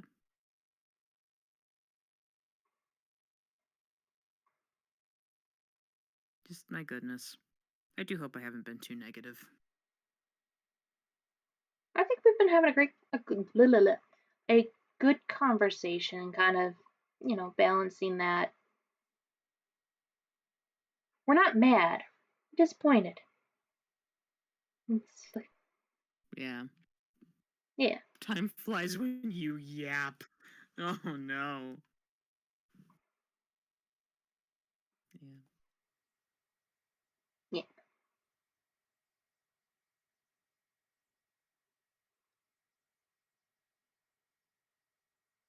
So, fun thing for my Bendy enjoyers out there in the chat. Guess what I was doing before we got on stream today?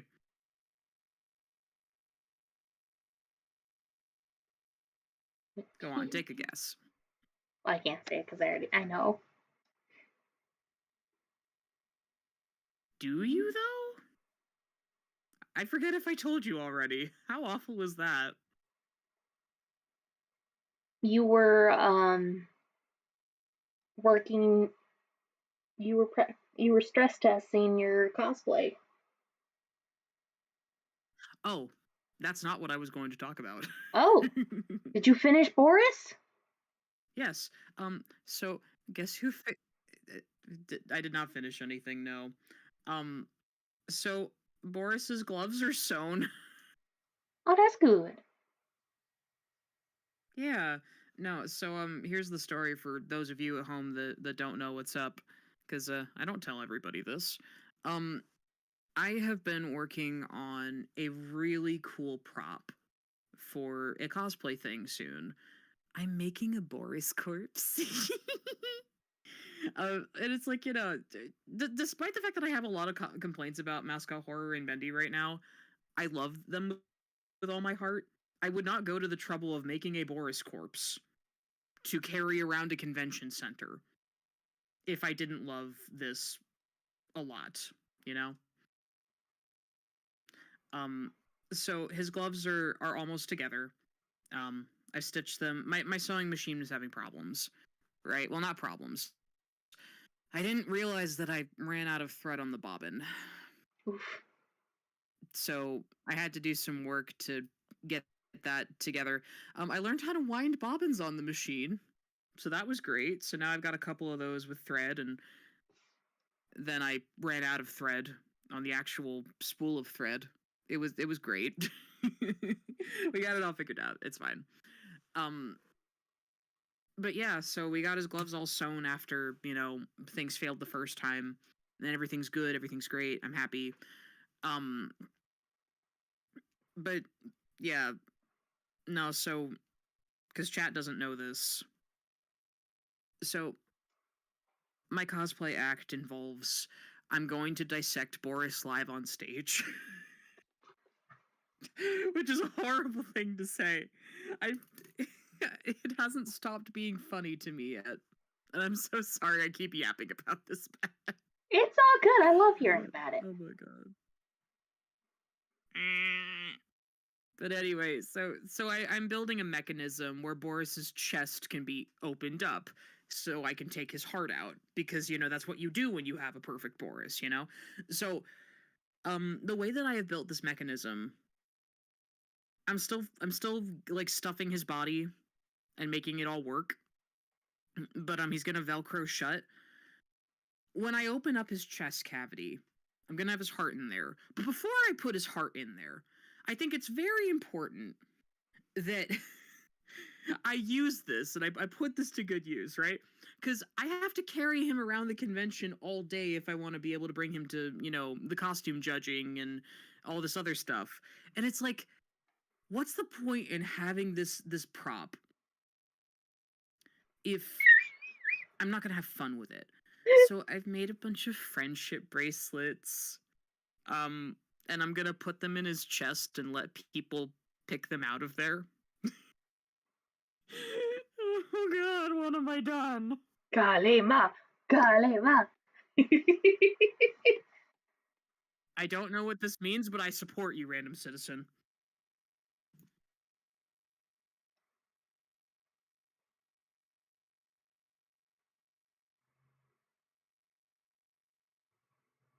But yeah, so I'm really excited. I can't wait for people to just pull friendship bracelets out of Boris. He's friend shaped. And friend in shape. Beth. I don't know. I was trying to I figure love you. out a fun play on words for he's made of friendship and he is friendship. But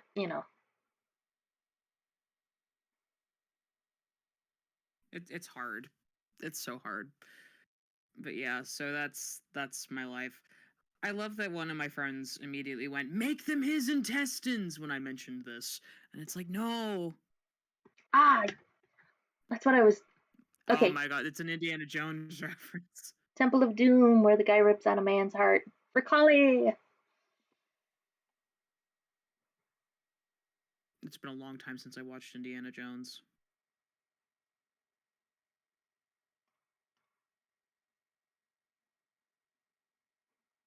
Maybe I should do that. I also gotta go watch Anastasia for the first time because I've never seen it, but my act very much involves a song from it, which hopefully you guys are gonna be able to hear on YouTube here. I've been working with some fellow voice acting and musical theater friends to get a cover of that together, and I've got everybody's parts now. I just gotta mix it. Yay! But oh, it's so good. Beth, I can't wait for you to hear this. It's gonna be delicious. Yay!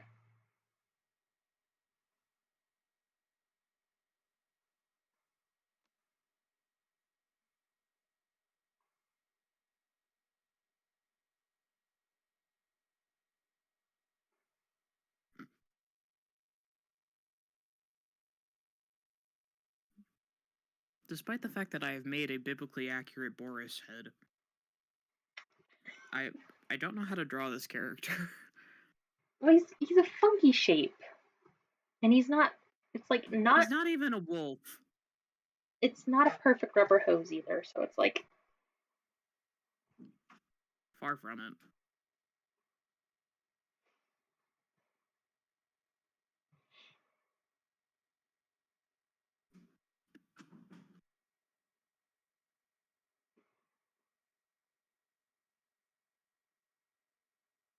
He's just, depressed and pumpkin spice obsessed. as a trait. I don't know where I'm going with this. You know what? That would be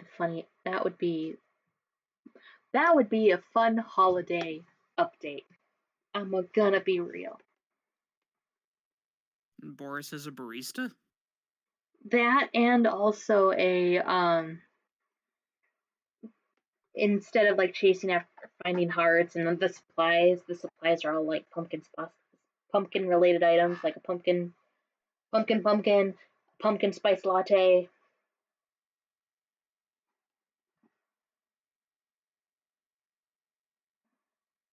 That could be fun.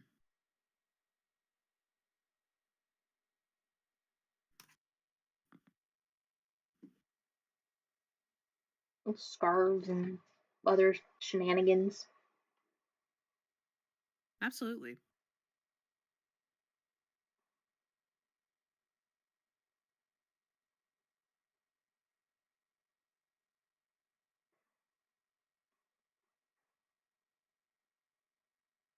I'm not bad, I'm just drawn that way. I mean, technically, yes.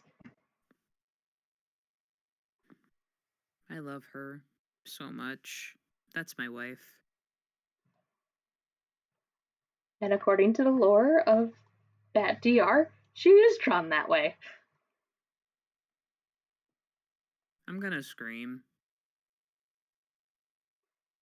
No, it's just Henry and Allison that are clones. When you make a plot decision like that, it throws everything into question, and suddenly I don't trust you. But I don't trust them that they're clones, so...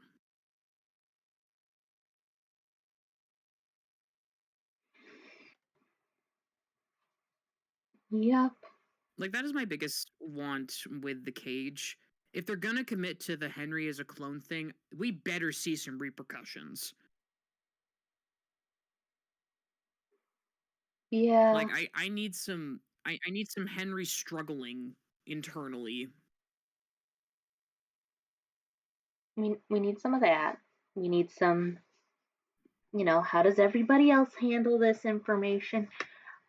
And I do want them to, like, I want it to be like, hey, yes, I know this information, and not playing with the fact that technically speaking, it's just a hypothesis that Henry has. He does not get the confirmation that Audrey gets with the PowerPoint presentation. Yeah. Like, we're committing to the bit. We need to actually commit to the bit and have them know, have them learn. Also, let everybody know, hey, Audrey is actually Joey Drew's daughter. Somehow. And go from there. Yeah, it's like Henry still doesn't know that about Audrey. Nope.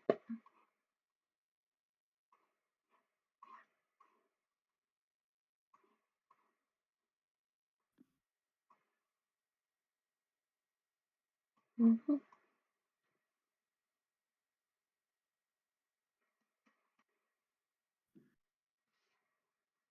Yep.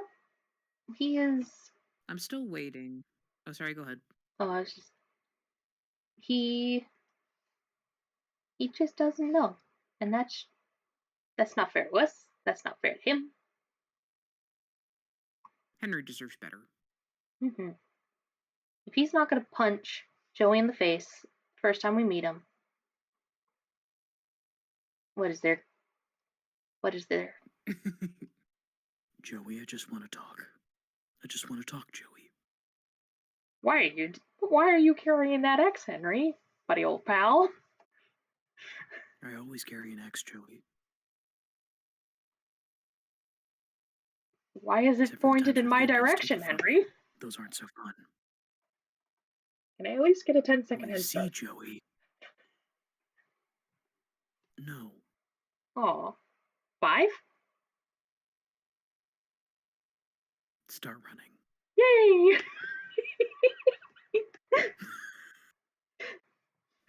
What do you mean, yay? At least it was a 5-second and not a 2-second. Maybe I just need to record Henry saying 5, 4, 3, 2, 1. Maybe that would just make the world a better place to be in. Have Henry say the memes. Listen, I low-key was thinking about that earlier. Pottery VR. Now that is a name I haven't seen in a while. Welcome. Yellow.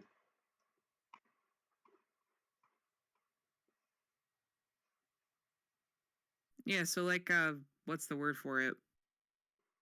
I've low-key considered, like, maybe taking requests and voicing a bunch of meme things as Henry. Because, life is like that. Why not? I don't know. Like, I worry that I wouldn't be able to do justice. Like, Alex Rashawn over there is, like, saying a lot of things as Kane. But me saying a lot of things as Henry, I don't think that's as exciting. I think it's exciting in the sense of you get. Immediately's not gonna say he's not gonna do requests for that anymore. The puppet He did though once upon a time, and probably never again. But like, it was really funny. yeah, and so you can continue on the humor.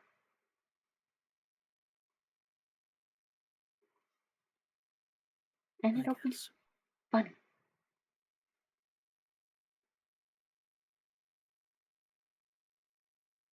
And then everybody can be like, ah, yes, I love it when the old man said, get down. Do do do do do do do do do do do do do. Oh my god. Meanwhile, I'm just over here like, Joey, I would sell your soul to Satan for 1 corn chip. A singular courtship. Henry, I'd sell yours for half of one. You can have him, Benty.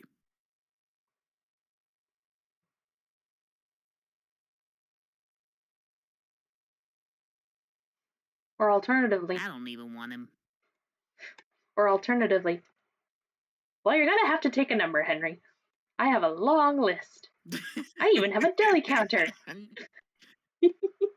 No, I can't even with you, nerd. Thank you. You're welcome. Moo. Sweet pea. Yeah. Queen. Yeah. Beloved. Haha, yes. The beautiful. Listen, I've known you for a long time, and I've never made that pun until now. I've showed a lot of restraint. I better believe it. Believe it! Like we're Naruto or something. So, for context for you guys, this lion here, right here, and this bee here are 2 characters from my ARG that is out and about right now. It is over. There's a link to in the description. There is. Short, sweet, simple premise is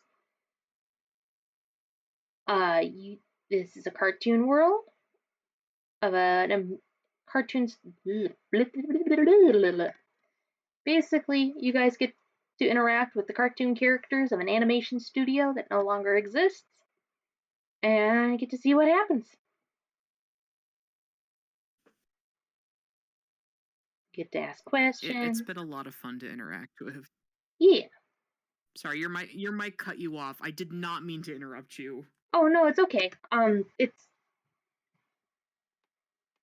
you basically get to interact with this cartoon cast from an animation studio, and the main goal is to figure out what happened. But you gotta be careful because, you don't want to break anybody. You say that as if I don't want to break all of them. Eh, Well, that's not true. Just a few of them. you don't want to break Leon. Well, no, duh. I claim him. He's mine. That's my friend. I'm taking him out for smoothies. Huzzah! He deserves a smoothie bath. Woo! But yeah, no, it's been a ton of fun to interact with. Like, I can't say too much, but I am sort of involved. Yeah. And it's just like, but going at it from the perspective of, hey, we're a player, it's a lot of fun. Because she hasn't fed me like the super secret details that that I can use to do anything, Yeah. Like, I'm in here for the mystery just as much as you guys are. And it's a good time. I love these characters. I love this world. Occasionally I want to punt them, but that's just part of the territory. The flirting lion is probably one of them. No, actually, I don't want to punt the flirting lion yet. I do want to get revenge, though. Good luck. Listen, I will outfluster him. That is a threat and a promise. Huzzah!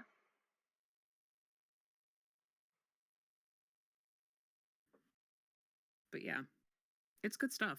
Highly recommend checking out Animated Archives.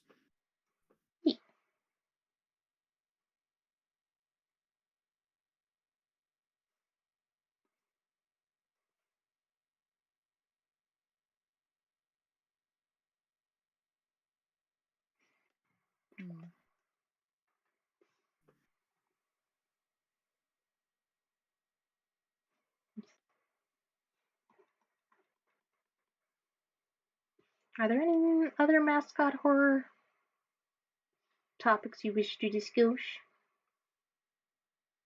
I think I'm good, actually.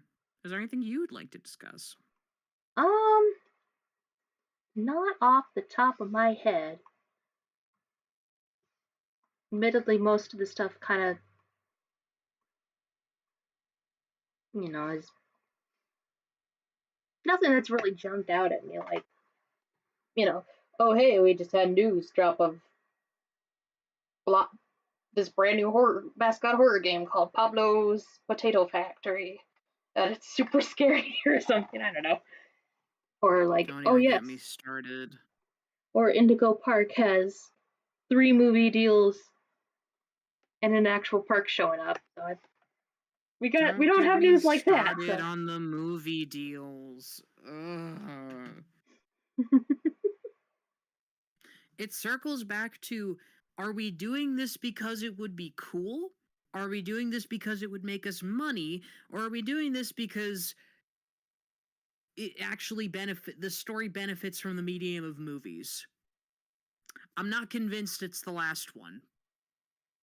Yeah, it will be interesting to see how they handle Hello Neighbor, at least.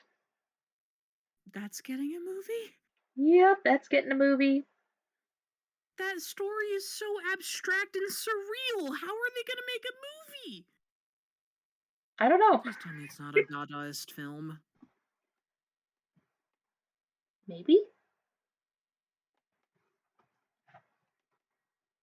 Oh, God. Has anyone here ever watched a Dada film? Because they're freaky. I can only imagine. Like, it's the whole point of Dada as an art movement is the destruction of art. It's supposed to be like everything that art isn't in order to destroy it. And it's like, I don't love Dada. I'm gonna be real with you. It's the art medium that it sticks with me because I don't like it. I had to learn about it in my history of graphic design class, if you can believe it, because we covered more than just graphic design. And it just that's where a lot of debates where it's like, what is and isn't art come from. The Dada movement sought to ask some questions like that. Like, oh, if you sign your name on a toilet, is that art? And if so, whose art is it? You know? Hmm. In some ways, I think it made the art world better, but it's just, I don't like it. And Dada films are really bizarre because it's like they jump all over the place. There's no cohesive narrative. They play with a lot of freaky things like, ants crawling out of your skin. Ugh. Ugh. Ugh. Don't make bugs crawl out of me, please. This is not Resident Evil. Yeah. Like, it's scary. I'll give them credit for that. It's very scary. But Yeah, I don't like it. that would be fitting for Mascot Horror, but we are not in that scenario right now, so no. Yet. Now, Resident Evil. I think they've done that. At least twice. Yeah, but they're not Mascot Horror. They're just horror. Yeah, that's for sure. Yeah. Although we do have My Friendly Neighborhood, which is like very similar to Resident Evil in terms of like some gameplay elements. Yeah. Oh wait, no, am I thinking of the right game? Yeah, it's Which one has the storage system? My Friendly Neighborhood is the one that has marketed itself as very much like Resident Evil, early days Resident Evil. But puppets. Exactly. Yeah. I mean, I think that game still needed some things in order for it to hit home for me. Like, I feel like the lesson I didn't necessarily agree with, but I like what it tries to do. It's got a lot of heart behind it, and it's cute. And it's like, there are some Mascot Horror games that I do not think are great, but they have heart behind them, and so I can get on board with them. Like Mince Hints. Oh dear God. Mince Hints has a lot of talking at you. And it gets to be a lot. But you know what? It's just I look at the creator of that game and just how he's made this thing, and it's just like, even though it's imperfect, I'm really charmed by it. Yeah. You know? Like, I want to see him grow. I want to see him succeed. Sir, I'm invested in your story. Yeah, the mechanics are pretty cute. Yeah, I don't find them that cute. Okay, well, in the context of it being a mascot horror game in which you get to deal with the after effects of leaving and then getting kidnapped, no, it's not that great. But I do think the mechanics of like, oh hey, the different colors reveal different things because UV light and blah blah blah. That is cool. That Yeah. is unique. Yeah, no, it's got some moments. It's got some solid moments, and it's got some like really interesting like puzzle solving in some parts too. Yeah. Again, it's a lot of talking at you, and I think that it doesn't benefit from that in that way. I also feel like the character design could be a little better, but they gave us the Slay Crow, and it's like, you gave me a flamboyantly gay scarecrow. I love you. I'm adopting him. He's so ridiculous and over the top, I can't help but be endeared to him. Like, that's my son now. Nice. Yeah. I mean, it's like, the fox design, I think could be better. Mm-hmm. But, at least in pixel art form, it's really cute. Like, I think it works really well in pixel art form. But the models, leaving something to be desired. Yeah, I'm gonna give a spicy take, mid take. I don't know, a take. A We'll call it lukewarm take. a take. I'm kind of tired of the 3D mascot horror. Like, let's have more. Yeah. Let's just have 2D. I don't need a first person. Like, I get the first person is part of the thing or part of the vibe, but can we move to something different? Yeah. At least once. No, I get that, but I understand that 2D takes a lot of work in ways that 3D doesn't have the same workload. It's not that either one is harder or easier than the other, but they take different kinds of expertise, and that's a challenge. So it's like, I don't mind that 3D is the thing. I just, a lot of the 3D stuff is starting to look the same, and I want some variety. Yeah.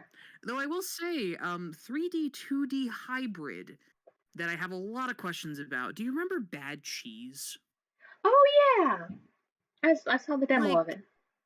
Yeah, I did too. That one's interesting. I'm not sure I'm sold on it, but it has potential. Yeah, I think it's interesting, but I think my attention's going to be going more towards Mouse PI. Uh, Yeah, which is not Mascot Horror, but it is indie, and I yes, love it. I've been following their YouTube and they've been showing off their shorts of different like the different mechanics, different jumping, and different little bits and stuff. And it's like, yeah, that's Yeah, fun. I'm getting information. It's not conflicting. Huzzah! it's yummy. Mm-hmm. Like, honestly, that whole game's visual style is really, really pretty. I'm enjoying it a lot.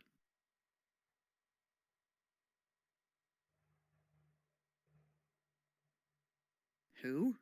Uh, Michael, I do not know who that character is, nor the which acronym that's from, but I think we're also starting to wrap up and kind of just giving our final takes and talks about it, about Yeah. other stuff, because I will eventually have to go get dinner and, you know, Yes, you require food. yeah, that whole thing. But perhaps next time, because the laptop has not exploded, so huzzah! We could do this again. I did not know Five Nights at Wario's was a thing.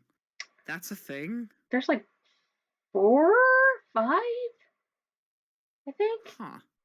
I I mean, this makes sense to me. People will make a fan game out of anything, but I just wasn't expecting Wario specifically.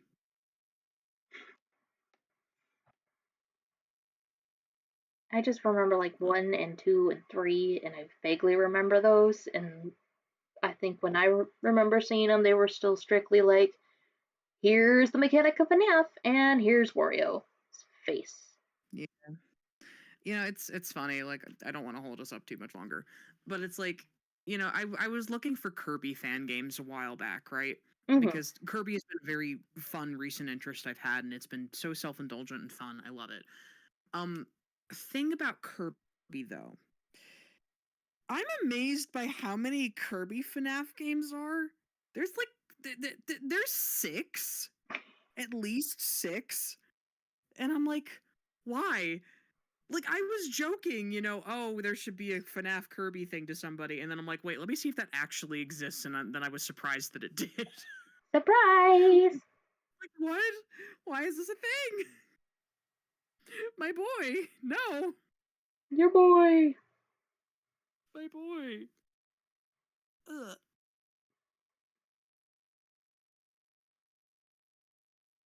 I'm still losing it at Kissy Missy with her alcohol.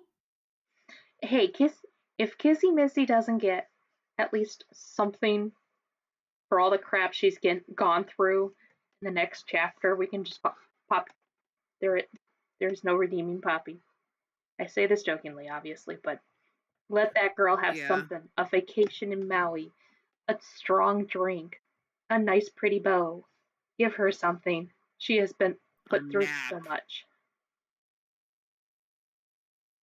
Or better yet, let her get a smooch on the forehead. Exactly. I just want to team up with Kissy next chapter, Like, let us be friends. Let her be my bestie. Because Poppy sure isn't at this point. Yeah, yeah.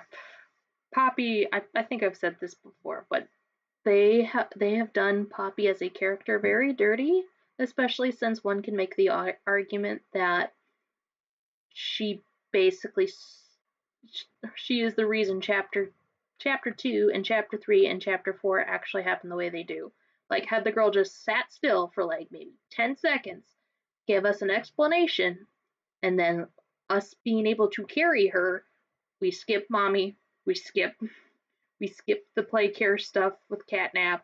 We skip Ollie. I mean, obviously we gotta have Ollie because ooh, prototype twist and whatever. Well, it's a time to go write a fan fiction, Beth.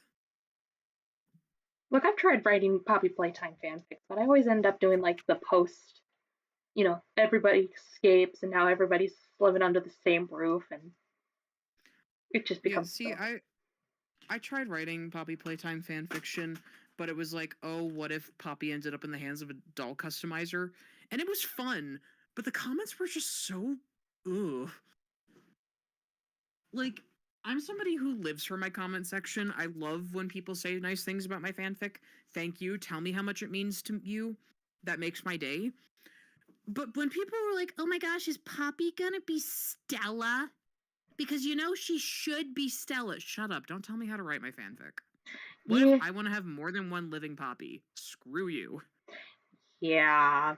I was thinking about that because I had to deal with somebody who decided to vent in my comments about the fact that in most of my Bendy fanfics, I give Henry the last name of Ozell instead of Stein or Ross or Because we whatever. didn't know his last name once upon a time. Yes, and I wanted to have a more obvious nod to the Disney history because Ozell is actually the name of his father's soda company and all that blah blah blah blah blah. And I thought it would be funny.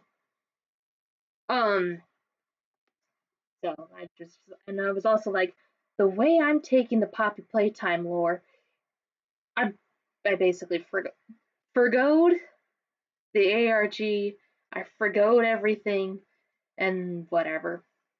Do you think the player character and Poppy will talk at the end of the game, like how we hear Michael Afton talk at the end of FNAF Sister Location? At this I point, hope not. At this point, they kind of can't because they've marketed the player character as like the yellow thing, and Poppy Playtime is kind of. They've done a weird thing where they have put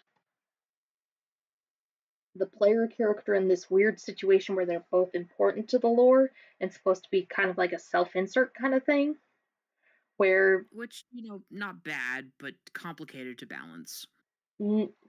neither option's gonna work because it's like, okay, well, turns out, oh yes, they were a toy the whole time. Well, that kind of makes kind of the weird comments from Mommy Longlegs and a couple of the other toys weird. Oh, they're an employee Yeah. turned into a toy. Well, again, I have When? Why?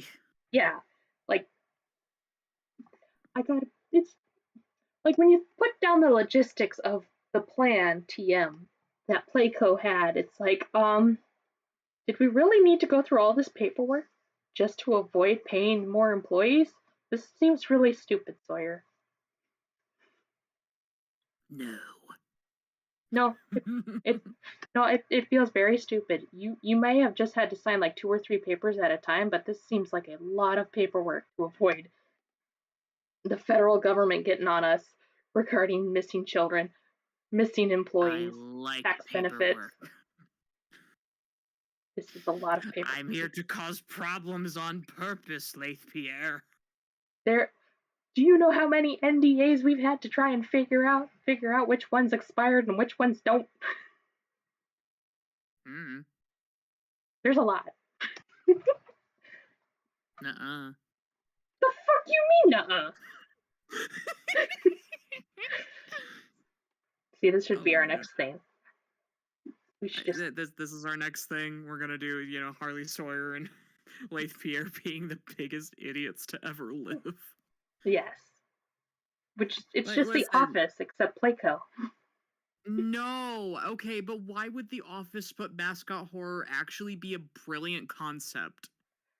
So that actually there has been an idea in my head that's been like, okay, the stories of the AI going rogue and going all over the place, kind of like how it seems to be the thing for Knights of Guinevere where the Princess AI goes crazy or whatever and takes over. And the idea of the AI being evil and take over the company and blah blah blah blah blah, like and finding Frankie and everything. My thought is, what if this happens, but the AI is still in character, and now basically it's the entire company having to deal with the fact of their new boss is now this cartoon character. So, Hell's Studio? Kinda, yeah. Okay, but Hell's Studio, but like a full-fledged game, would actually be brilliant. I would love that. Hello? Thank you. Oh, Michael is asking about what about Ed? Do you think we will hear his voice? I am 50-50 on it. On the one hand, I think that they're going to have, if they do give him a voice, they're going to have to try and figure out a way to kind of retcon why he didn't speak in the first chapter, unless they're just going to kind of go ahead and update the first chapter and have him speak. Yeah.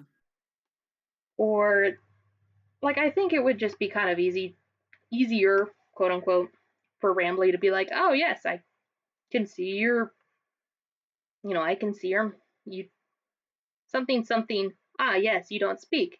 I can do sign language, I can do this, or I can give you the handy dandy Rambly pad, and you can talk like that. And you can, like, Yeah, like that would actually be cool. Give Ed an accessibility aid. yeah, or something like that. I mean, I Like go ahead.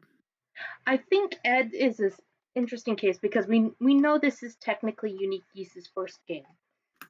Not reincarnation His, notwithstanding. This is his his first, first original game. yeah, his first original game, first original big project.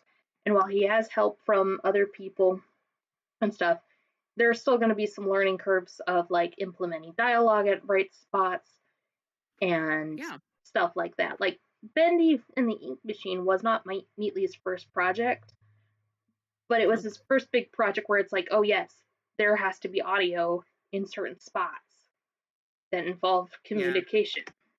So it's going to Well, the be, audio for story purposes, at least. yeah, Yeah, you're absolutely right that that is a learning curve, but it's also like notice that the only character that talks for a majority of Indigo Park is Rambly.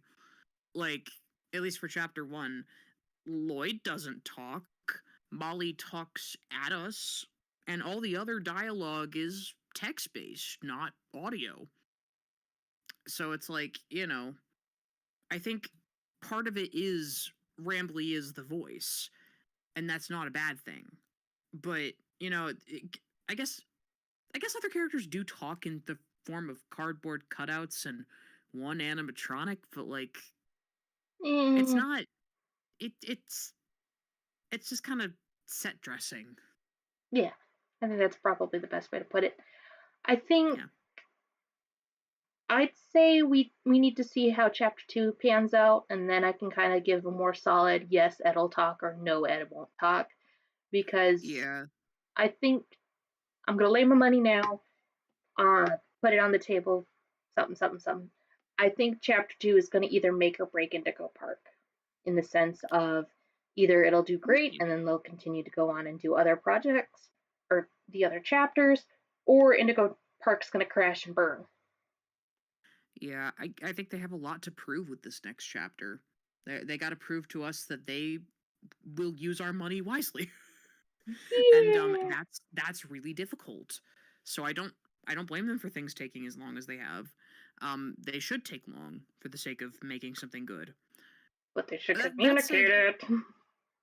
I would like to ask a question of what is the advantage of having Ed speak? Like, what does that add in terms of the story? What does that add to the world building? What does that add to anything? Because I'm actually going to present something that's a little bit odd for a second, a bit of a hot take. So, Henry and Audrey in the Bendy series loved them to pieces. But one of the things that really drew me in about Audrey when we first got her in trailers was that she emoted. Audrey was an emotional character, and I loved that about her.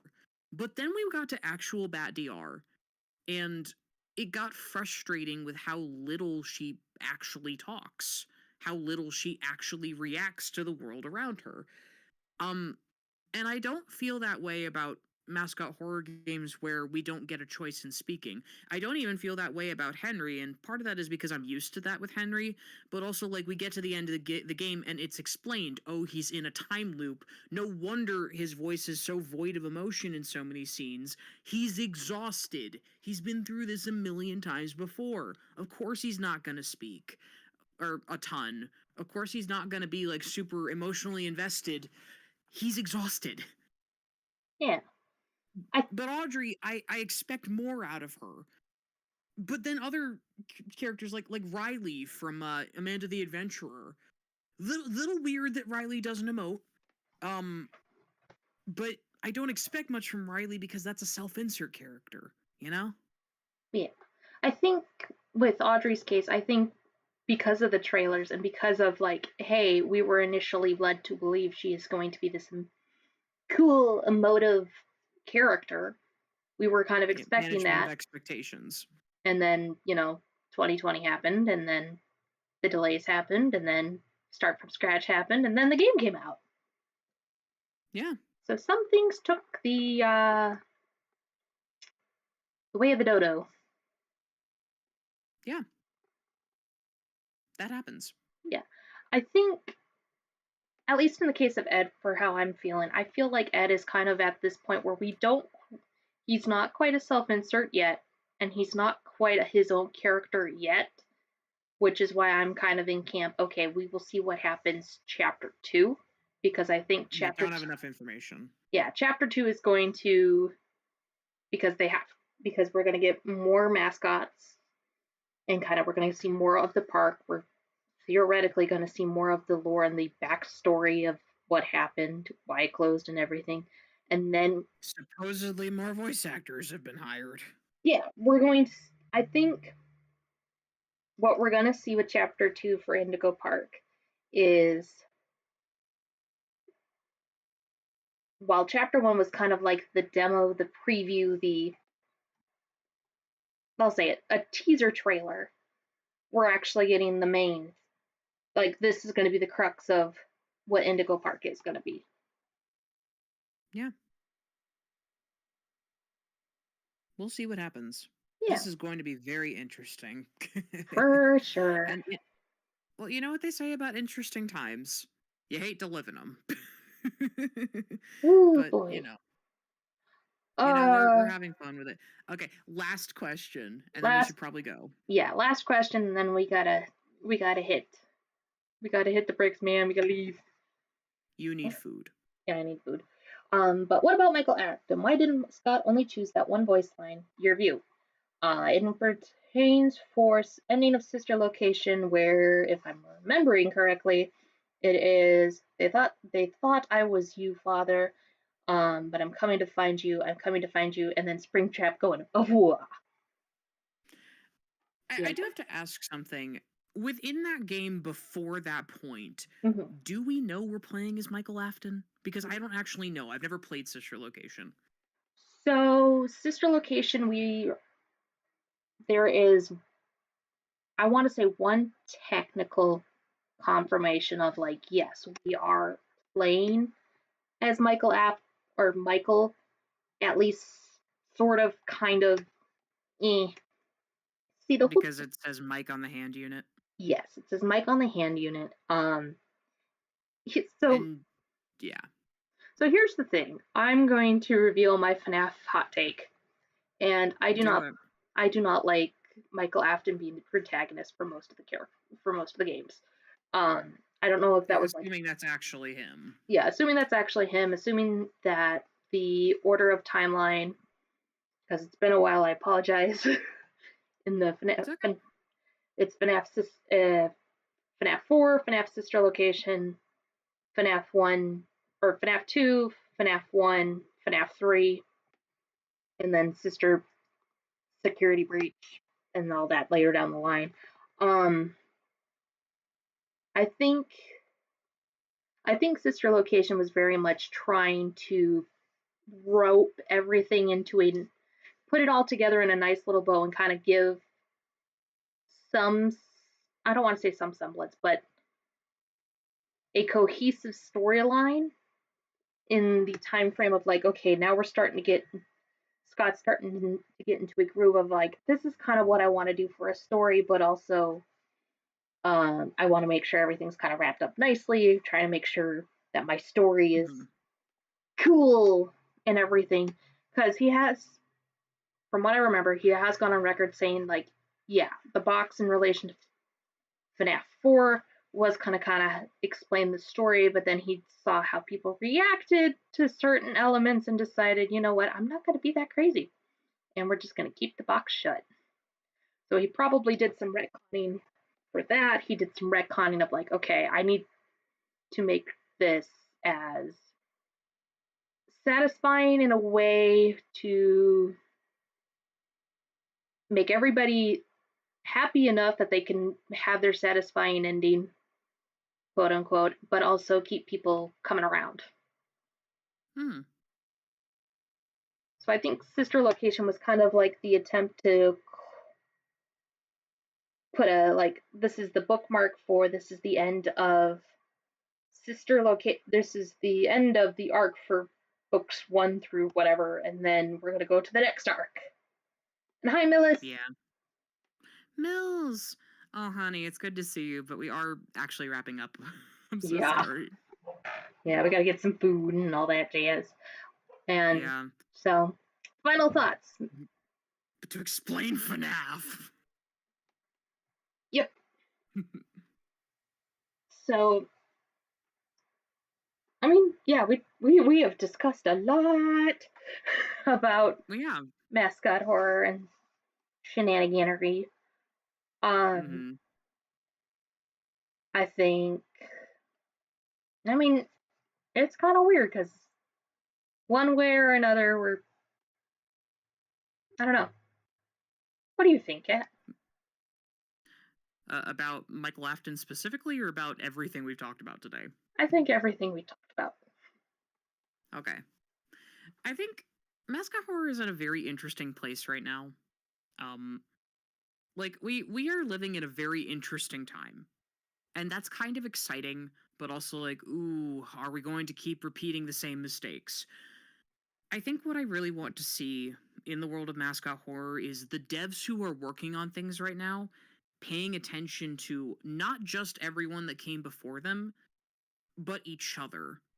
Like, hey, look at how people are receiving this stuff and ask yourself, why is it being received this way? Is it because it does X, Y, and Z? Is it because of context surrounding it?